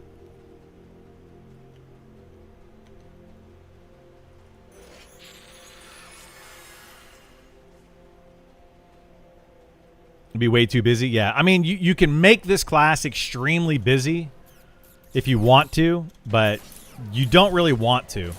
You want to focus on DPS. And then the occasional CC or the occasional debuff or whatever. Pumping Dex and Int? No, you want to pump Dex and Strength, from what I can tell. Int isn't going to do a whole lot for you because it's only going to increase your magical damage. So Int is definitely a good stat because they do magical damage, but they don't do high magical damage, so the multiplier isn't really there. It's more about getting more procs, which is the Dex, and then Strength to increase your auto attacks. That's definitely better because the Intelligence is only going to increase like your proc damage, I believe. So let me see. What is my proc damage? I'd have to do the actual math on it. Let me see if we can, but I think it should increase your proc damage. So ability, detrimental, mine. So right now my infused strike, blah, blah, blah, blah, discharge. Electric infusion is doing 22 damage currently. Yours is hitting for 23, Mog, and you're the same level as me. So we're the exact same level, and yours is hitting for 1 more. You're at 29 intelligence, and I'm at 40 intelligence. Mine's hitting for 23 as well. Oh, it must have resisted a little bit. So yeah, we're hitting for the same damage at 40 intelligence and 29 intelligence. So I don't know that intelligence is really going to increase your damage all that much. Your strength will definitely increase it more because of all the melee hits that you're going to be doing.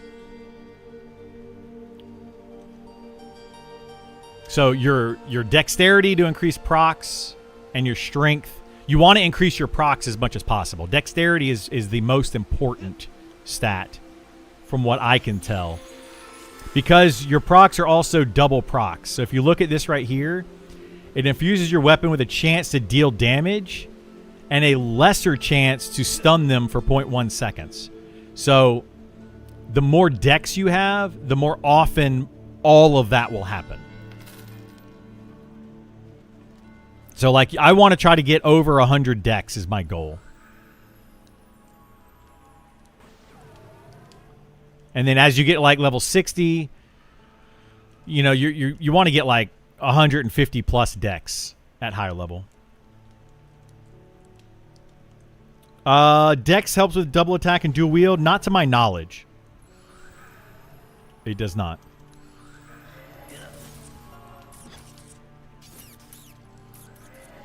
I mean, if somebody else knows something different about that, then let us know. But to my knowledge, it does not. Discharge 2 is 79. Yeah, my discharge 2... Well, we'll find out what discharge is. To see what the difference in the damage is. So detrimental... Mine. I gotta get some mana to be able to cast it. Give me a second.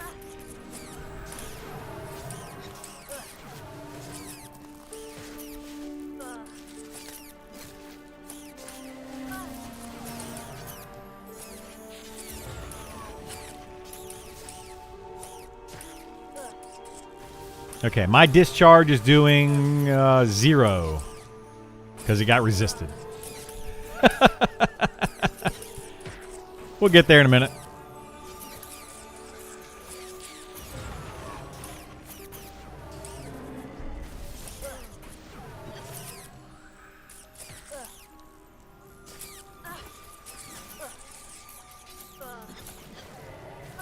Discharge is doing 43. So yours, wait. Yours is doing 79. Mine did 43. It must have gotten resisted a little bit. Yeah, I don't know what my highest discharge is.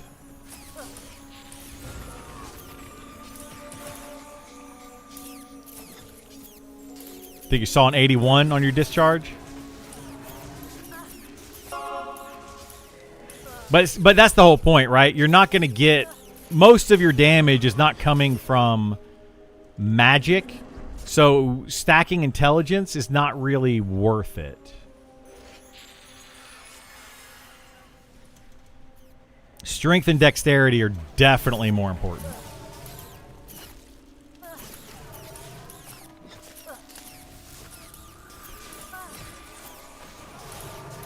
Mana pool will keep up with mana. Yeah, it's not going to help that much with mana pool. I mean, it'll help a little bit, sure.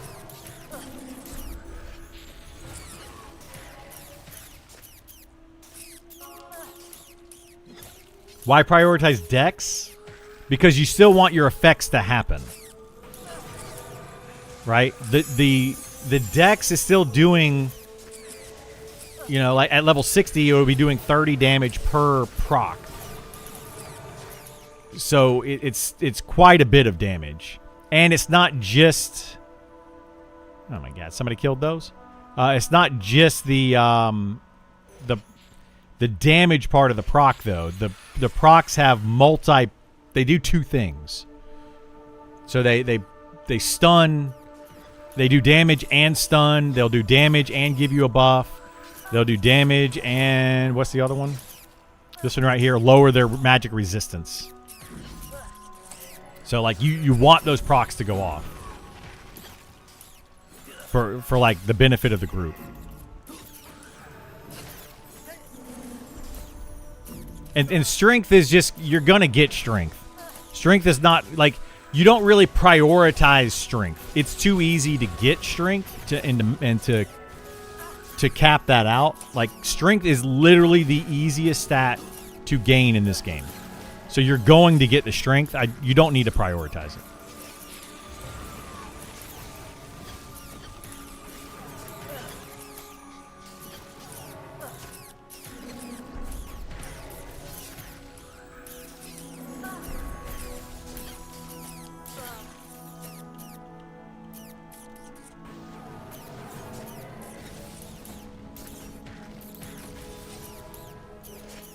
Like, my fighter has like 200 strength. There's a discharge for 76 right there. Discharge for 82. But like the thing is, you're only casting discharge once every. Well, I guess you can cast it a bunch, but you're gonna run out of mana. That's gonna be the issue. Like, you're literally gonna run out of mana. It's a melee class. Dex and strength are your main stats.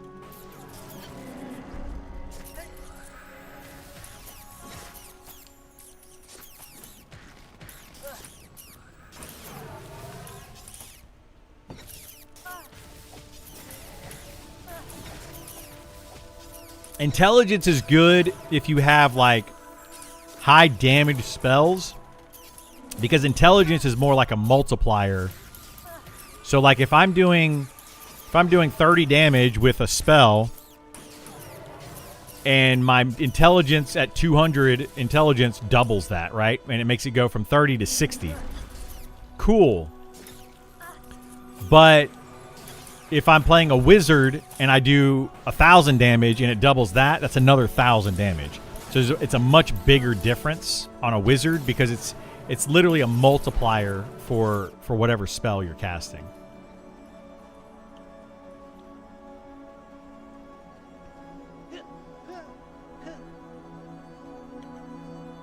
And you're doing far more. Regular melee hits, so your strength multiplier, or strength addition will factor in a lot more than your intelligence will, because most of your damage is still coming from melee hits.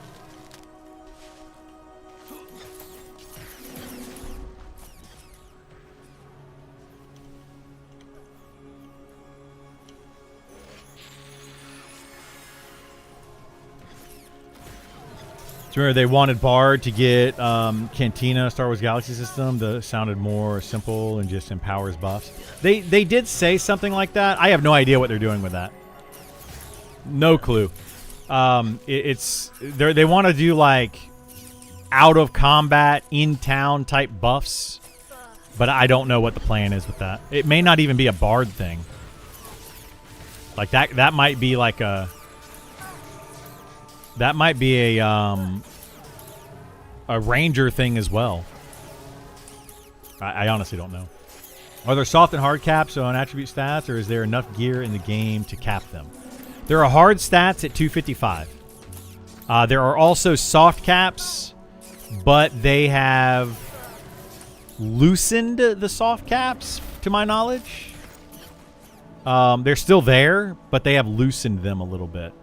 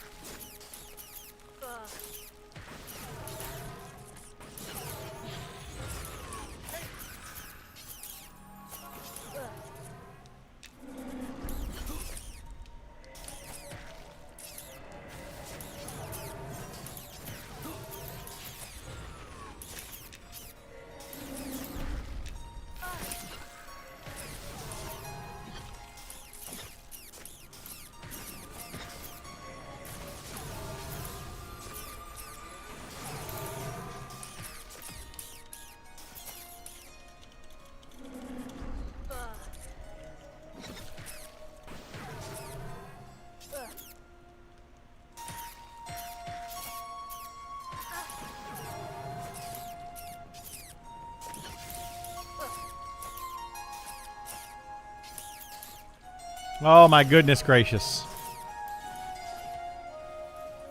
The AC guy, he had to leave because he wasn't sure if they were going to get the unit that they needed, but he's coming back with the unit. He just told my girlfriend, he texted her.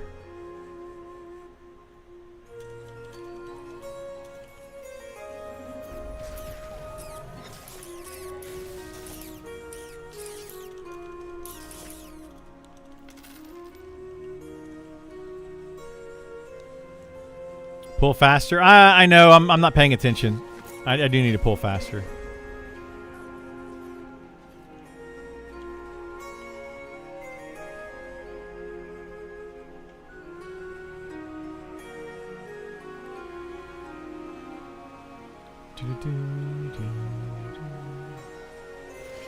I'm actually kind of looking forward to just doing something fun with my kiddo, going bowling, just me and him.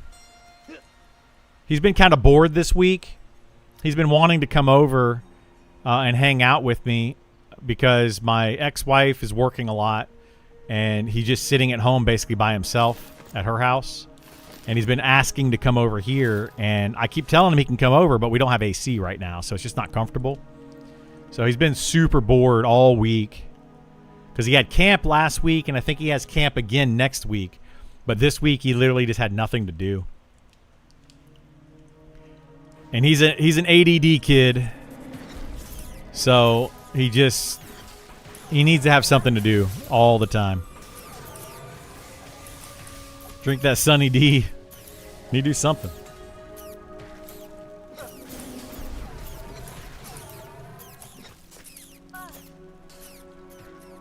All right, I'll let you guys kill that one while I pull another group over here.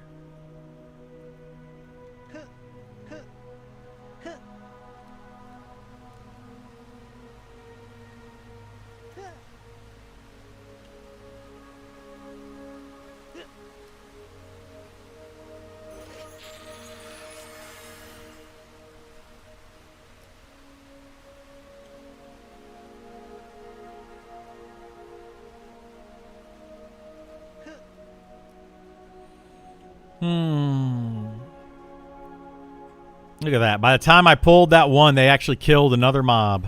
And I pulled those other ones over here. I gotta pull far for this group. We are slaughtering some mobs here.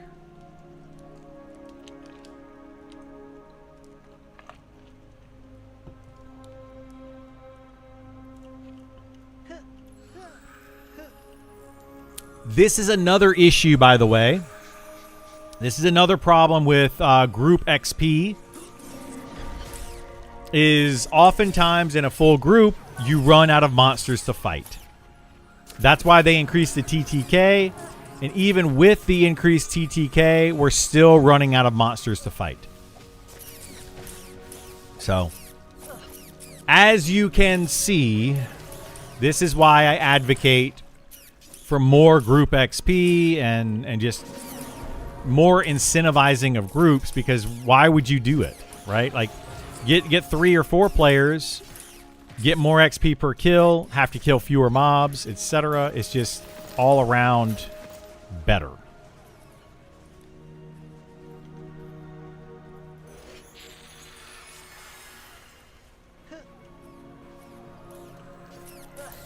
Might get one night without AC this summer. It was rough. You went one night without AC? I went 15 or 14 nights. Today is day 15.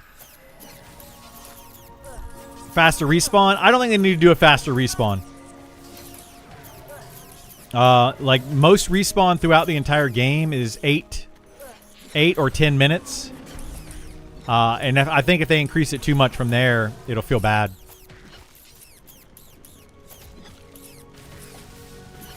Yeah, I don't think a faster respawn, anything over 10 minutes or under 10 minutes is really, I don't know. They could do that. It's not an option, but I don't like, what would they do? Like a 5-minute respawn? That the other issue with that is it's going to, let's say they had a 5-minute respawn. That means named are going to spawn 2 times more often. Like, if right now it's a 10-minute respawn, you're literally going to double the amount of itemization in the game. So they have to factor that in as well. And I know some people are like, good, get more items. Trust me, this game already gives you a lot of items. The rare items, when you get higher level, the rare items are still rare, but you get a lot of other items. So there's plenty of items to go around, and they often get trashed and are considered worthless already. And if you double the amount of them, they're just going to be even more worthless. That's also going to break the economy with enchanting, and that it's going to make enchanting very easy to level up. So they have to look at all that. I'm not saying that they shouldn't look at that at all, because some people will say that enchanting is too hard, etc. But that's another factor to that, right? Increasing spawn time for XP has these other things that also need to be factored in.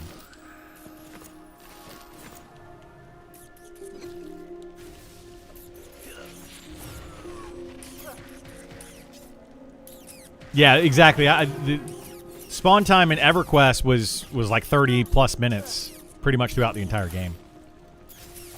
Feel bad meaning hard to crawl, but not hard to crawl is good.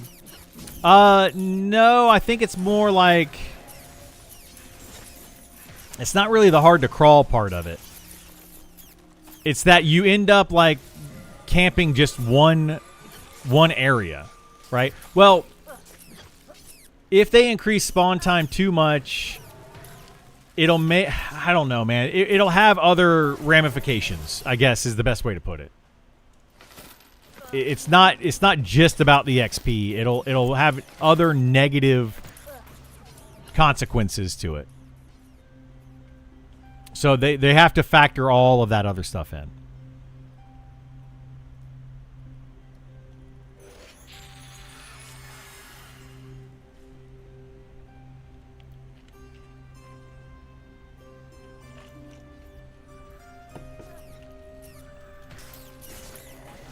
They could lower the spawn rate, sure. They could do that. But people already complain that the spawn rates, you know, the how often a name spawns is already too low. You see what I'm saying? Like, it just becomes a whole other issue. So, like, it will turn this discussion into a different discussion. So we have to factor that in.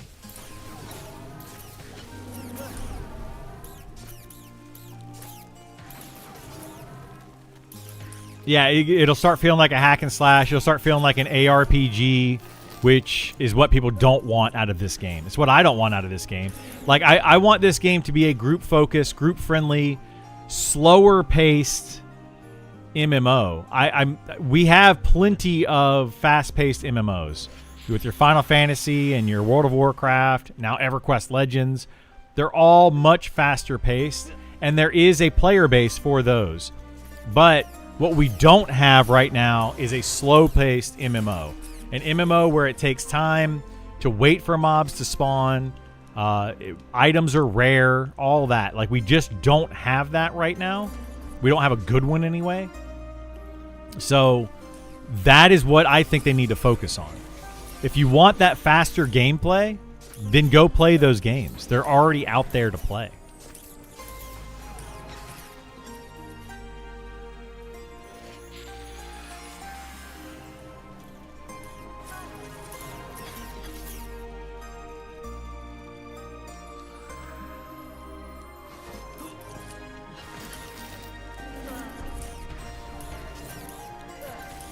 Guild Wars 3 is going to be fast. They talked about momentum factoring into combat.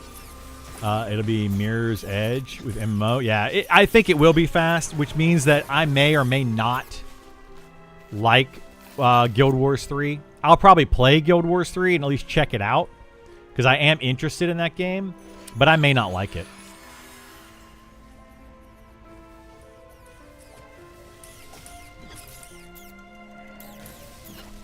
Very possible that I'm not going to like Guild Wars 3.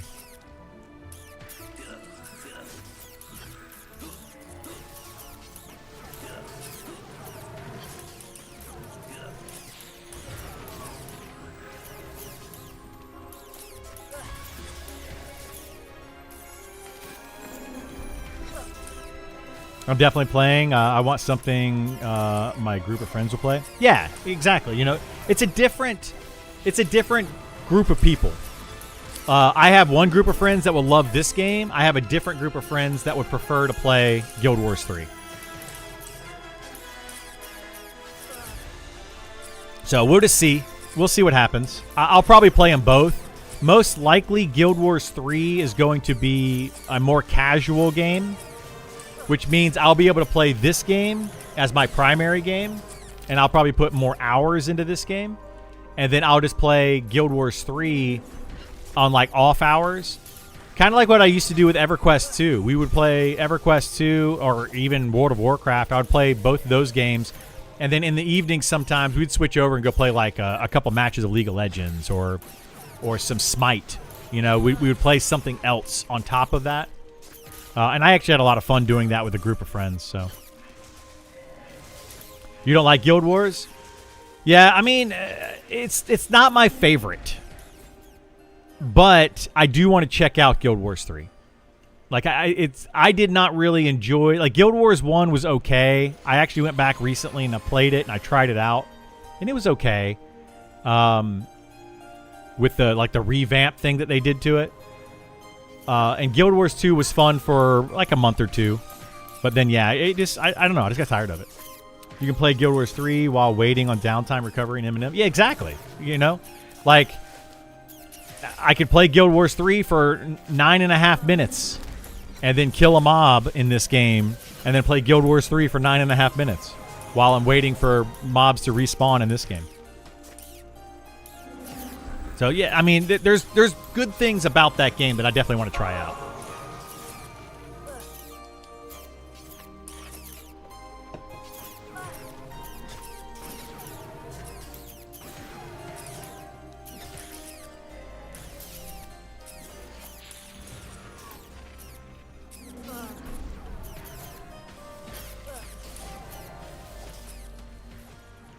Where are we at here? Got those. Got those. Are these respawned yet? Oh, no. Uh-oh. I think somebody's been killing these mobs again. All right, I'll go pull all the way over here.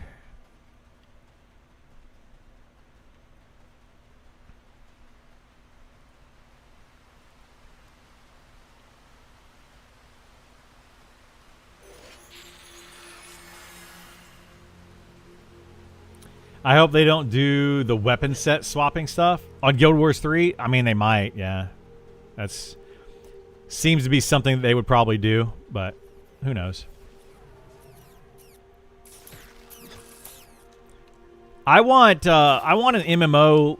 I want this MMO specifically to be more like playing Dungeons and Dragons. You know, like just slower paced. More about the atmosphere, more about, you know, cool looking stuff that you go after. And then when you go to fight something like a dragon, you got to go in prepared. And I want that dragon to hit hard. I want it to be a very tough fight. And you need to be ready to go.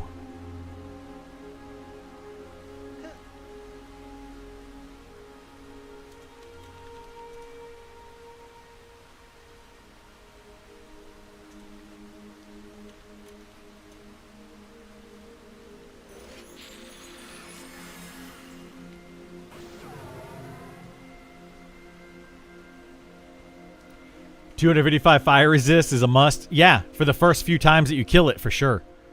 Like I want you to have to like gear up to go fight the in-game bosses.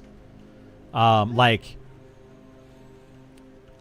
I remember in old school EverQuest, we couldn't kill any of the raid bosses until you got like all of the jewel crafting gear to be able to get your resist up really high. And you like forgoed. What is the word? You took away like your main stats. You took away from like your strength and your intelligence and your, you know, those stats to get gear so that you could survive. I love that. And I want to get back to that. All right, give me a second while we fight this and the other mob. I'm going to go to the restroom real quick. I really have to pee. Be right back.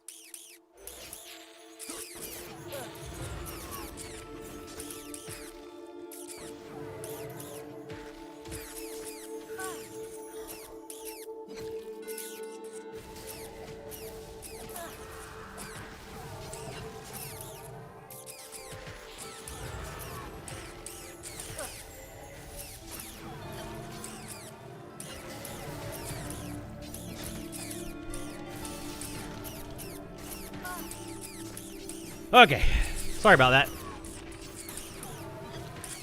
Current Necro and Elementalist. Necro solo, Elementalist group. Both can solo well. Elementalist is definitely the better group choice, but they both can solo fairly well. The Elementalist is... Sorry, the Necromancer is definitely a better soloer, but can solo well. And so Necromancer, solo, can group. Elementalist, better group, can solo. I think is a good way to say that. What is this? Stamina Wisdom. That's actually really good for casters. Wow.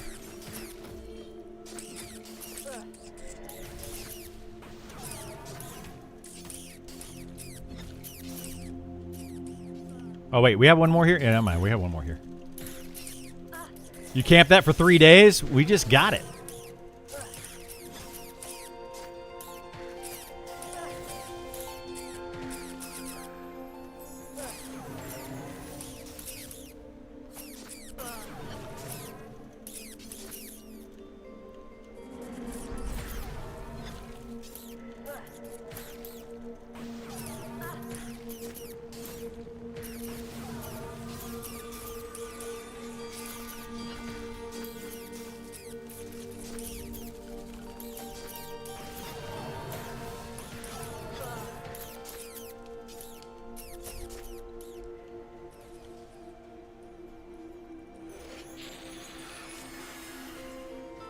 Pantheon is now negative, mostly negative reviews. It is mostly negative reviews on Steam.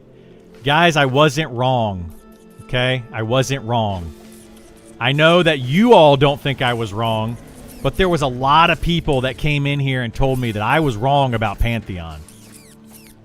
Funny part is, they're not here anymore. And I don't think they're in Pantheon anymore. I think they just gave up. I told the guy... I don't know if anybody was in here, but I still laugh about it every once in a while, kind of in my head.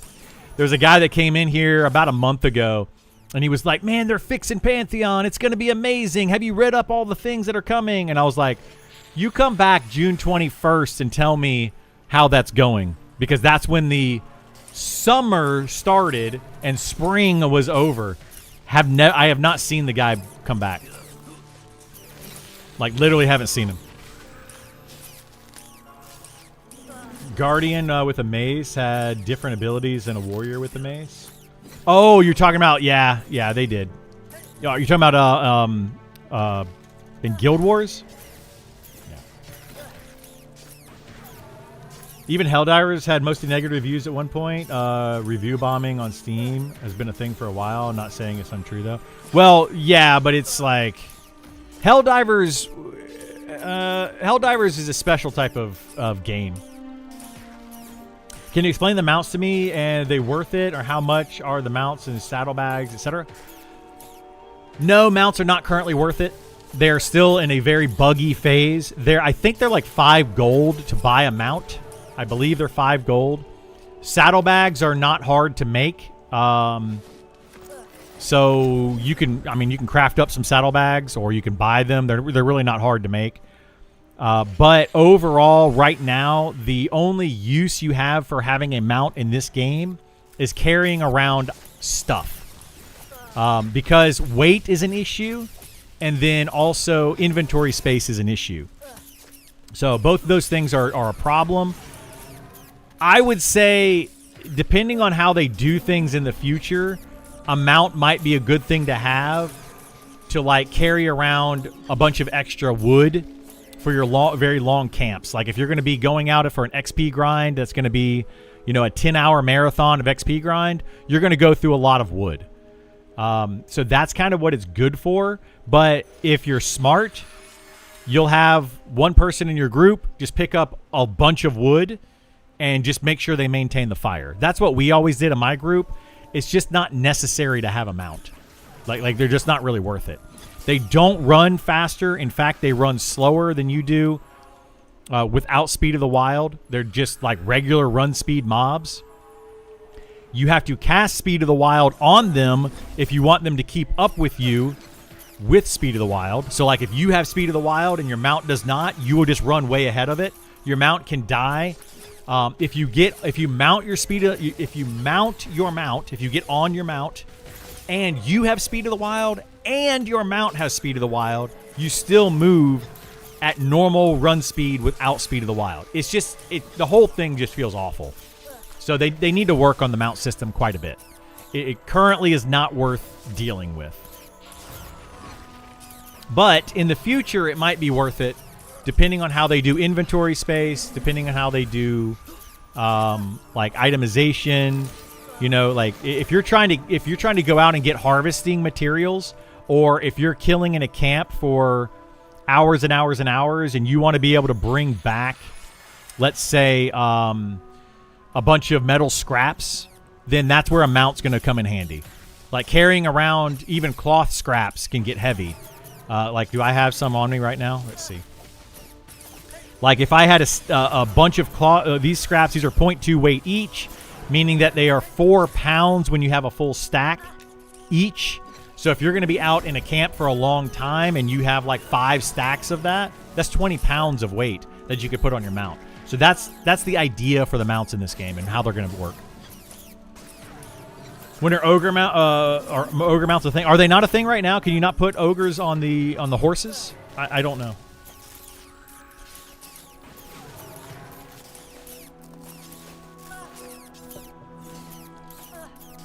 Yeah, Kerrigan, I agree with you on that. That's a tough one. One thing I loved about Final Fantasy 14 is the ability to level up every class on one character. And it made it really fun to have alts that way. But, yeah, this game is going to be completely separate characters. I would like to see things like keys and access to certain areas be done on an account basis. Rather than a per character basis, but I don't think they're going to do that. Actually, their key system right now is kind of garbage. For Glinting Hollow alone, you need to have 6 keys or 5 keys. I think it's 6 keys to get to the 7th floor, but I don't know if anybody has gotten to the 7th floor yet. If anybody knows how to get to the 7th floor of Glinting Hollow, please let me know, because I can't figure out the 6th floor. Anyway, you got to carry around these scales, and the scales take up 1 inventory space each. It's kind of ridiculous. And then on top of that, you have regular keys. There is a key ring, but they're not keys in that sense, right? They're not actual keys, so I don't know if they can go on the key ring. And the key ring takes up an inventory space. So it doesn't really change much. So, yeah. Anyway, I think they need to work on that a little bit more. I mean, mounted ogre? Oh, the short races mounting an ogre? I don't know when they're planning on doing that. That's something that Sean talked about a few times and may be coming. 3 months until EA. Will they be ready for EA? No. Not at the current rate. They're not going to be ready for EA. The game is still going to be very much in a work-in-progress state at the start of early access. Now, it depends on, you know, how much of the how finished or how complete a project you want this to be before you start paying for it. Some people will absolutely pay for it in early access, and they'll be happy with it. Other people will want the game to be more complete. It will not feel complete for early access. And before anybody comes out and be like, well, the game's never going to really be finished. Yeah. No poop, Sherlock. Like, we understand that. It's an MMO. It's always going to be worked on. We get it. Okay? But the point is that the game needs to feel like a complete game, and they just add more content to it, and they make some tweaks to it as the game continues to develop. Not a full-on rework of classes, not like complete revamps, basically what Pantheon's doing right now. We don't want to see that when we're paying for it, right? So that's where people are there's going to be a very firm line, and some people are going to be on one side of it, and other people are going to be on another side of it. I personally feel like at this point, this game will not be ready for the masses when EA actually launches. It will not be. Like there's no possible way. You're going to have to accept that there's going to be potentially some major changes and potentially some very big bugs that need to be worked out during early access, which I disagree with. I don't think it should be that way. But, you know, some people are going to be okay with it and some won't. Still 14 classes to go. Not going to make it? No, it's not going to make it. I would want it to be more complete. Yeah, I think there's a lot of people that are going to want it to be more complete. Absolutely.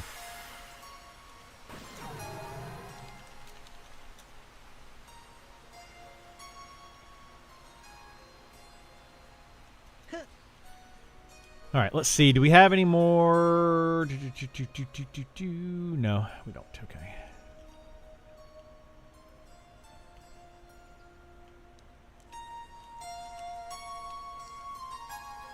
Would you want them to delay again? I don't want them to delay it again for a couple reasons. I think that if they delay it again, it would be the first nail in the coffin. It may not be the final nail in the coffin, but it would hurt this game immeasurably if they delay again. And the reason I think that would be the case is because the devs, some of the devs currently on this team really need to get paid. Like they're to my understanding, I have no idea their life situations, but to my understanding, some of the devs on this team are currently out of work and they're eating into their savings and they need a job. And they really, really, really are hoping that this becomes their job and they would love for this to be their career going forward.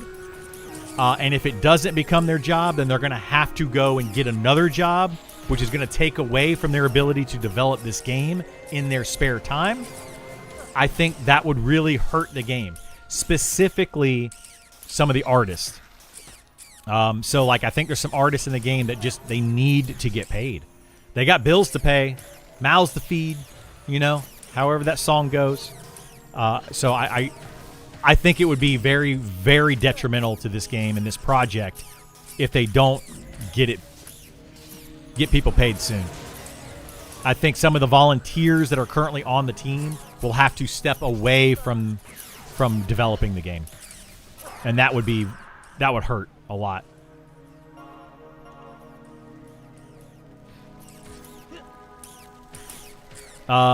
Maybe they can speed up production when they finally get some money. Yeah, exactly. That's the thing, is that's what we have to kind of hope, right?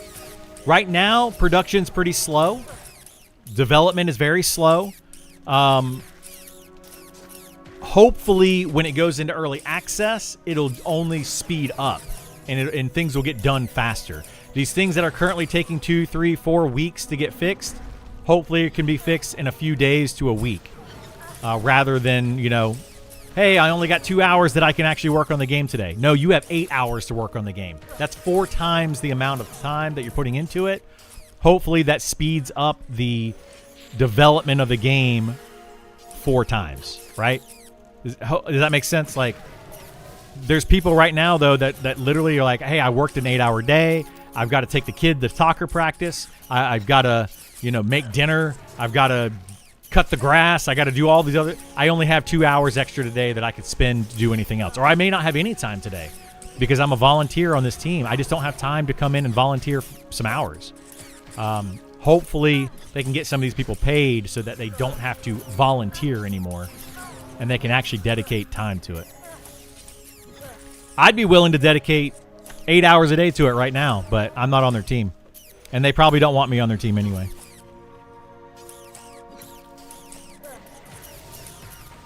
That's an okay ring. Unfortunately, other rings are better. Let's see. These guys are up. Let's grab these. Another delay. They lose devs. Absolutely, yeah. Another delay. They're going to lose devs. Ain't nothing in the world for free, right? Absolutely.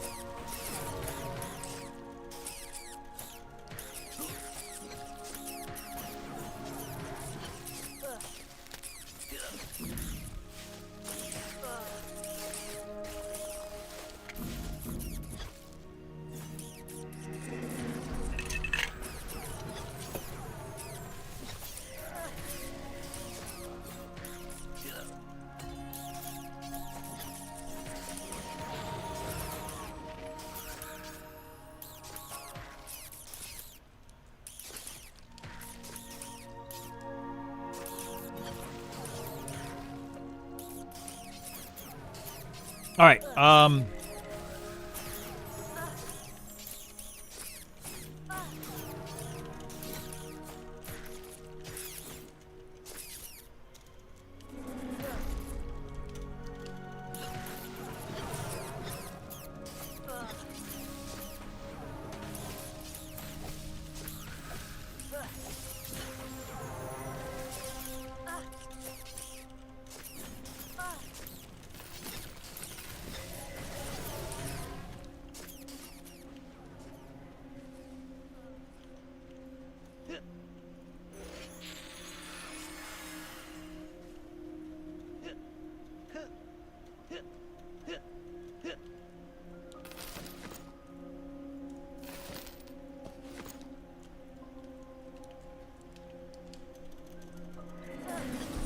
Do do do do do do do.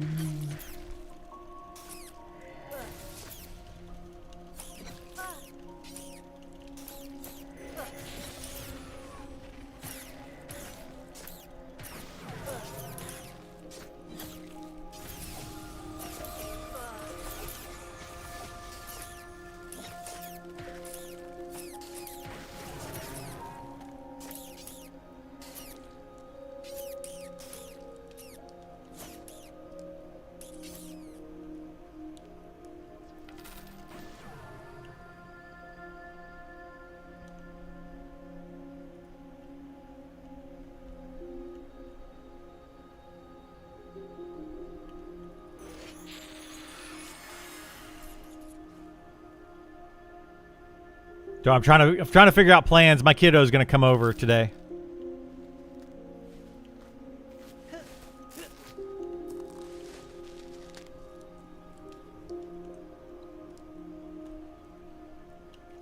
We're gonna go do something fun. You guys have any suggestions of what we should do? I'm thinking go bowling in the arcade. Although that's like expensive. But I'm thinking I'm gonna take him to bowling. We'll get pizza for lunch at the bowling alley. We'll bowl like a couple of games. We'll play around in the arcade for a little bit. That'll be a couple hours. Mini golf. We could do mini golf. It's a little hot outside. Let me see what the temperature is outside. It's 86 degrees right now, which isn't too bad. But mini golf is definitely an option. We have a pretty cool mini golf place around here.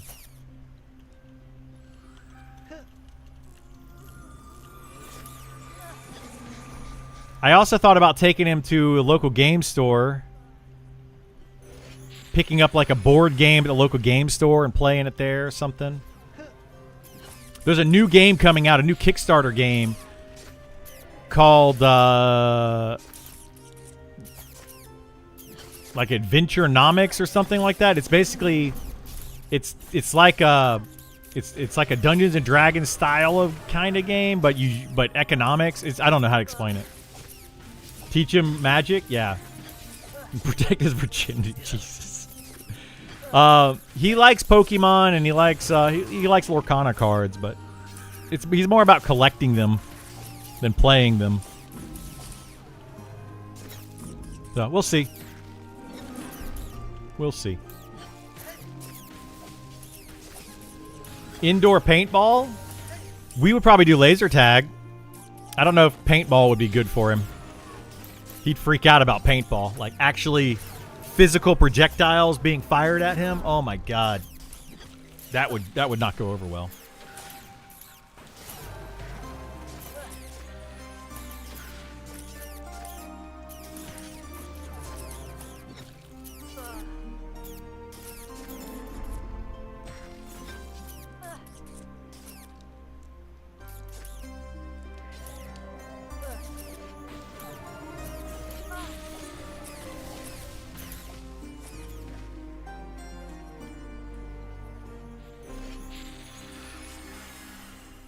Buy a Super Soaker. Show him how to launch a canister. The pool would be good, actually. Pool could be fun. I don't know if we're going to go to the pool today, but that could be fun. My buddy's kids, they're into Pokemon. First thing they do when they open a pack is check value. That's all they care about. Well, yeah, but that's the thing is, like, they see that on, like, TikTok and YouTube and stuff. And the cards that they're pulling are not going to be super valuable cards because they're brand new. So, like, they might be, you know, $50. Like, they're not pulling these, like, $5,000 cards because they're not buying packs that are $500 packs. My boys and I love the arcade and go-karts. Yeah, my son he's 12. So, he loves the arcade. He like, last time we went bowling, it was just me and him bowling. And we had so much fun. It was just the two of us. We got a pizza. So at the bowling place that we go to, they have like these robots that deliver food to you. Like you sit down at the bowling lane and you order the food and they bring the pizza on a robot. He thought that was the coolest thing ever. So he enjoys just going bowling and going to the arcade. Pass group lead. Yeah, I can make you lead. Boop, boop, boop, boop, boop. Make leader. Opening packs is such a dumb idea if you're chasing value. It is, yeah. But kids these days, man, it's just that they don't understand. They don't understand.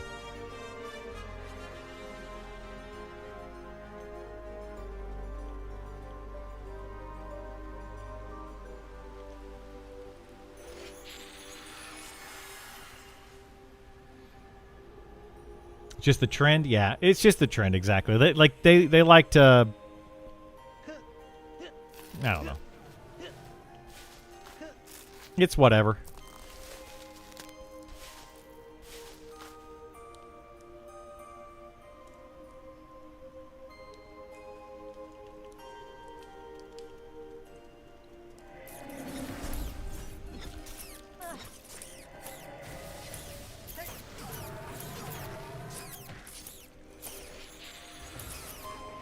Oh no! I just realized we have 2 wizards in the party. They're having to work together for their reclaim.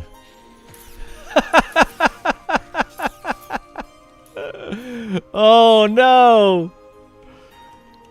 Wizards have to reclaim each other's stacks. Oh my god, dude. That's not good.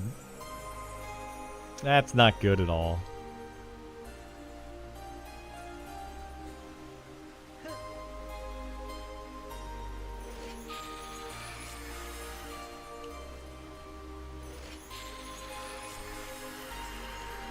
Oh, I got him. Okay. Good.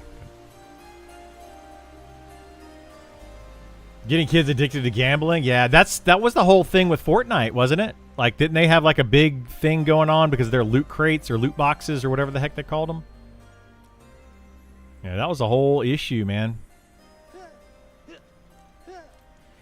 My son like is super addicted to gambling, technically. Like he loves opening packs of cards to see what he gets. He loves the blind boxes. He loves like the blind bag toys and all that kind of stuff. He loves all of that. It's kind of a problem.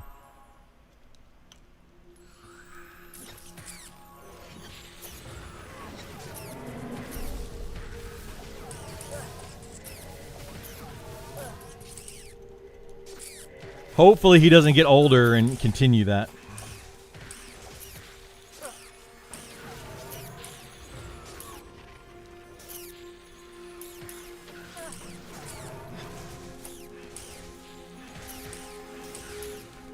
How's the current state of Spellblade? It's okay. Like Spellblade is a very good DPS class, very strong DPS class. But you're either gonna like it or hate it, depending if you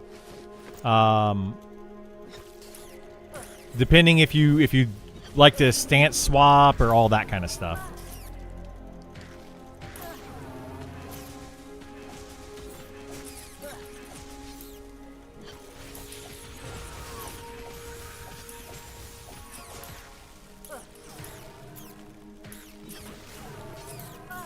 Don't remember when all this gambling became legal. It used to be illegal. Well, that's the thing, is it was never regulated on video games and toys. Right? Like it was just, hey, we have toys, and they You don't know what's inside, so you just buy a toy and you get what you get. They didn't look at it as gambling. They just looked at it as buying a toy and playing with the toy. So now it's becoming regulated. You know how the government works, very slowly. Slower than a game developer. Zing.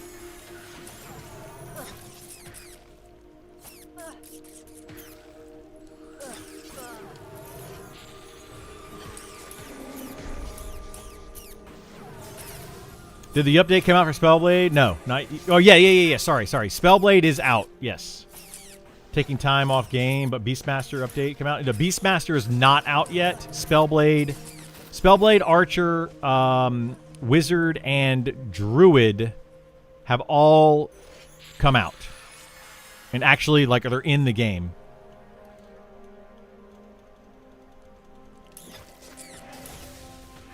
Just hopped on. I can confirm that the government does unfortunately work slower than most would wish. Yes, they absolutely do. Government works extremely slowly.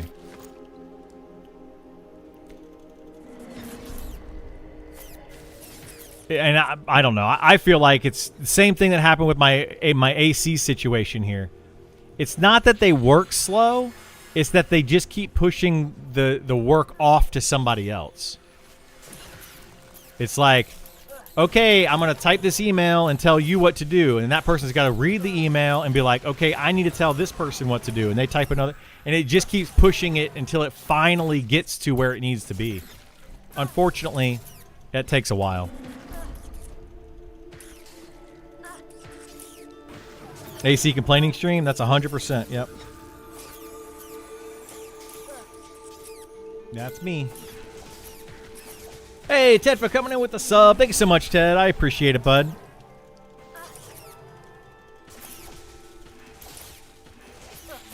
There's one time it was really hot and lost power. It's rough, dude. It's rough. You rented a room. We thought about it a couple times.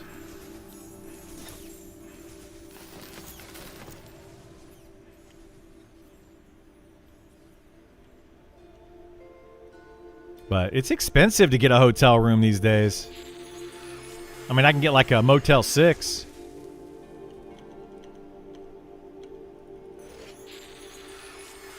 Yeah, hotel rooms are expensive. What do I keep my AC at? 72 in the 72 in the summer and 68 in the winter. I like it to be a little chillier. I should probably set it to like 75 in the summer, but it's just too hot. So we do 72 in the summer and 68 in the winter. Everything is expensive. You are correct. Everything is expensive. The Midwest, we've gotten hit pretty hot temps. Had to walk the dog early and water the plants. Yeah, it's rough, man. I live in the South, so it's super hot here. Like I said, I think it was 86 on my weather app when I just looked at it a few minutes ago.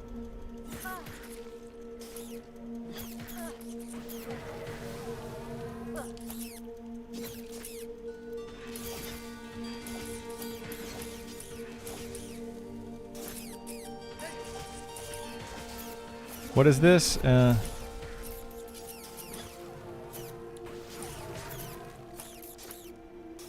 I don't know where that comes from. 1523? It looks like a raid weapon.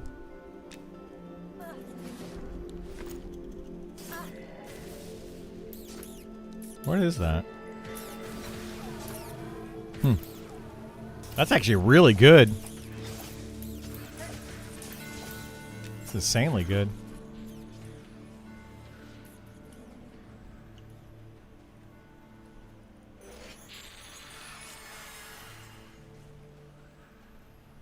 Wife and I are used to it being hot. AC is at 80 now. Wow, I'm concerned about rolling blackout, so I don't want to press the grid too much. Yeah, it's been like 90 degrees in our house the past 14 days. It's been pretty awful.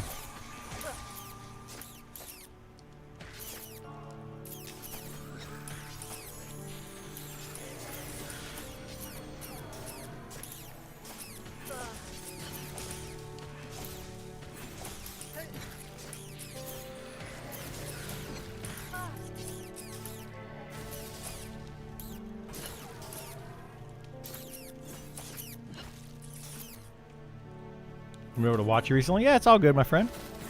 But yeah, our AC's been out. Today is day 15. Oh no! They're pulling a bunch of mobs. Somebody trained.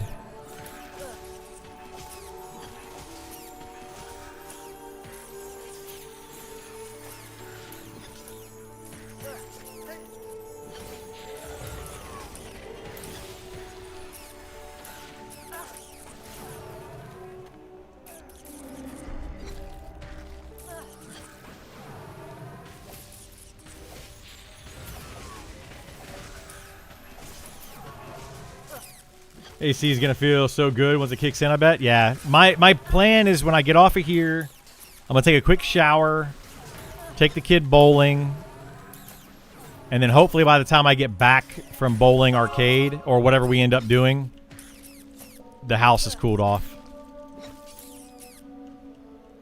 Hopefully.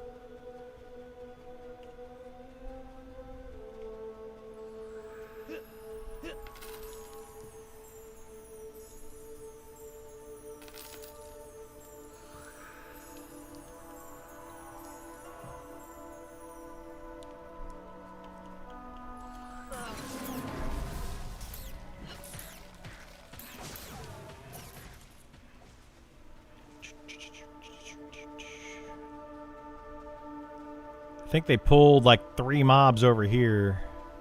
I don't know where that train was going or coming from.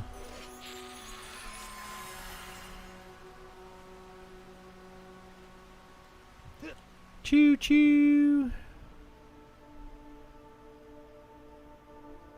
Oh, they're coming back. Wait, are those undead? What the heck?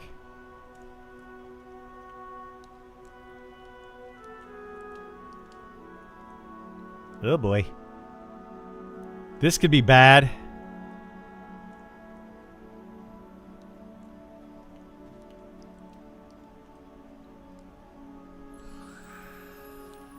Alright, we're good. Where the heck did all those come from? That's a lot of mobs. Yeah, but the thing is they didn't run by here. Like, they had to have warped down to come back up. Like, that's a lot. That's crazy.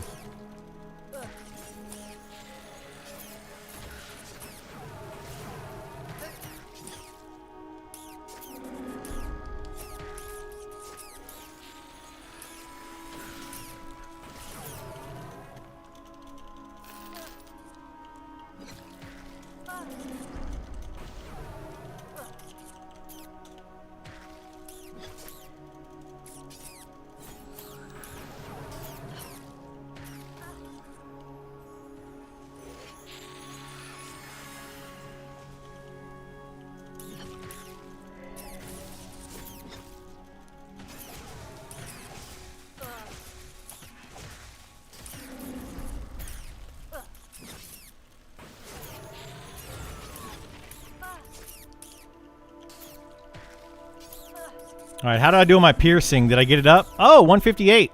Nice. I just got the debt carver yesterday, so my piercing was at 0. So I had to level it up.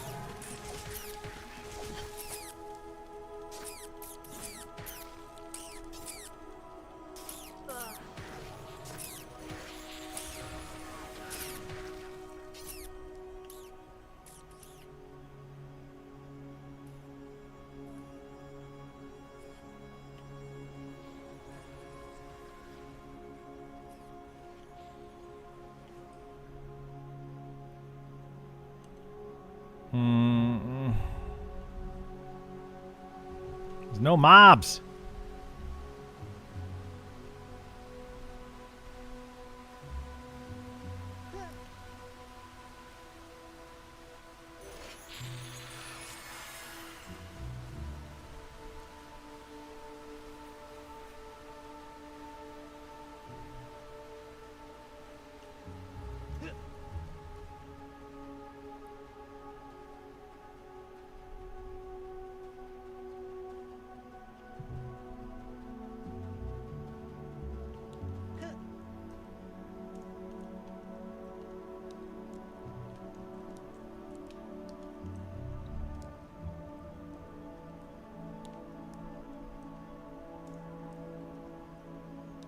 Do do do do do do do do do do.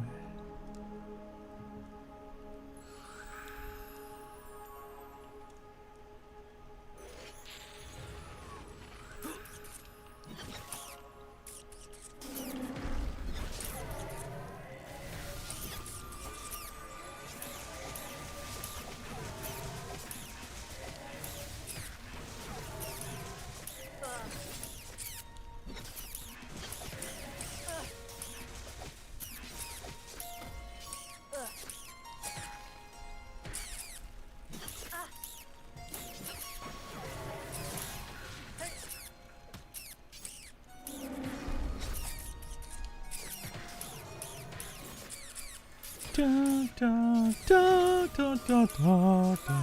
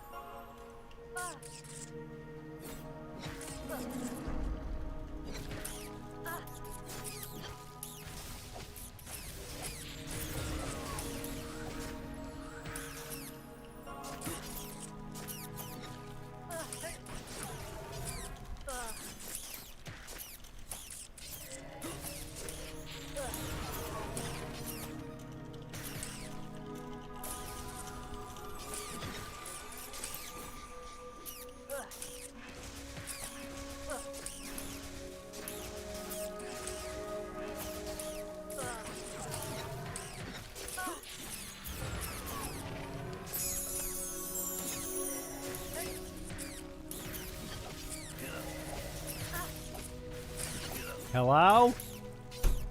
What up, dude?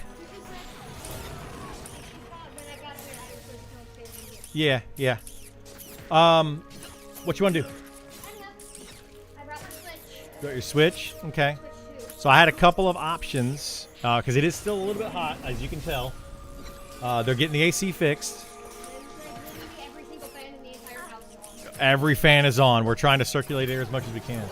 So, yeah, I was going to get off of here at noon, which is in 13 minutes. I'm going to take a quick shower. And then we could do a couple different things. I was thinking we could go to bowling in the arcade, if you would like to do that. Or me and you can just hang out and play some video games if you would like to do that. Do you have any other type of options that you would like to do? No, I'm not. Those both sound pretty good. Which one would you prefer? It's a kid. It depends. Crystal and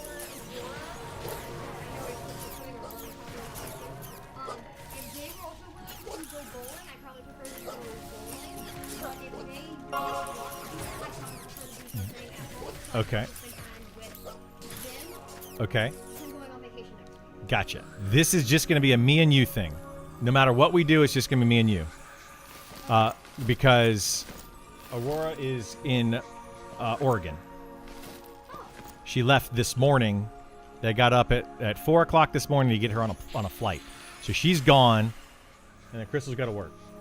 Then yeah, let's go bowling. So it's just me and you. So you want to go bowling, just me and you? Yeah. And get some pizza and maybe play in the arcade a little bit and just hang out?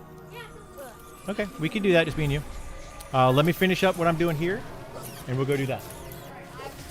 You could be downstairs. Yeah, hang out downstairs, and I'll come down in a little bit. Okay? All right, bowling it is. Did we buy a portable AC unit? No, they provided, our rental company provided 2 window units that are not cooling the house enough, but we have one here in the bedroom, so it's a little cooler in here. And then we have another one that's downstairs in the living room. So, sounds like a rad afternoon. It sounds good to me, too. I can't wait. I'm actually looking forward to bowling, pizza, arcade. It's going to be a good time. I got to find all of our cards and stuff, though. Oh, I think we got a... Is this a person that's replacing me? Oh, no, it's just an enchanter.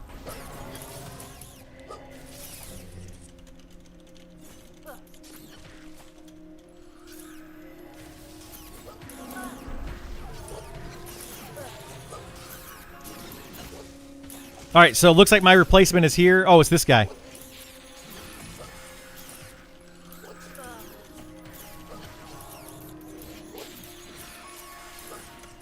So actually, I get to leave a little bit earlier. So yeah, I'm just gonna go ahead and camp here. We'll camp here for the day. Get me rolling on rolling on the bowling a little earlier. So I appreciate everybody being here today. It's been fun. It's been awesome. I'm gonna go bowling, go to the arcade with the kiddo, and just kind of spend the afternoon with him. I haven't seen him in a couple weeks because it's, you know, with the AC being out and just all sorts of stuff going on. I haven't been able to spend a lot of time with my son lately. So we're gonna go do that and just kind of chill. I'll be back on here tomorrow morning around 9 a.m. Eastern, like I normally am. We'll be playing some more Monsters and Memories. Probably play some more of the Spellblade here and just kind of chatting about whatever. So thank you so much for being here. Thank you so much for the subs, the follows, the chatting, all that fun stuff. And hopefully you all have a wonderful afternoon as well. And I will see you next time. Take care, everybody. Bye.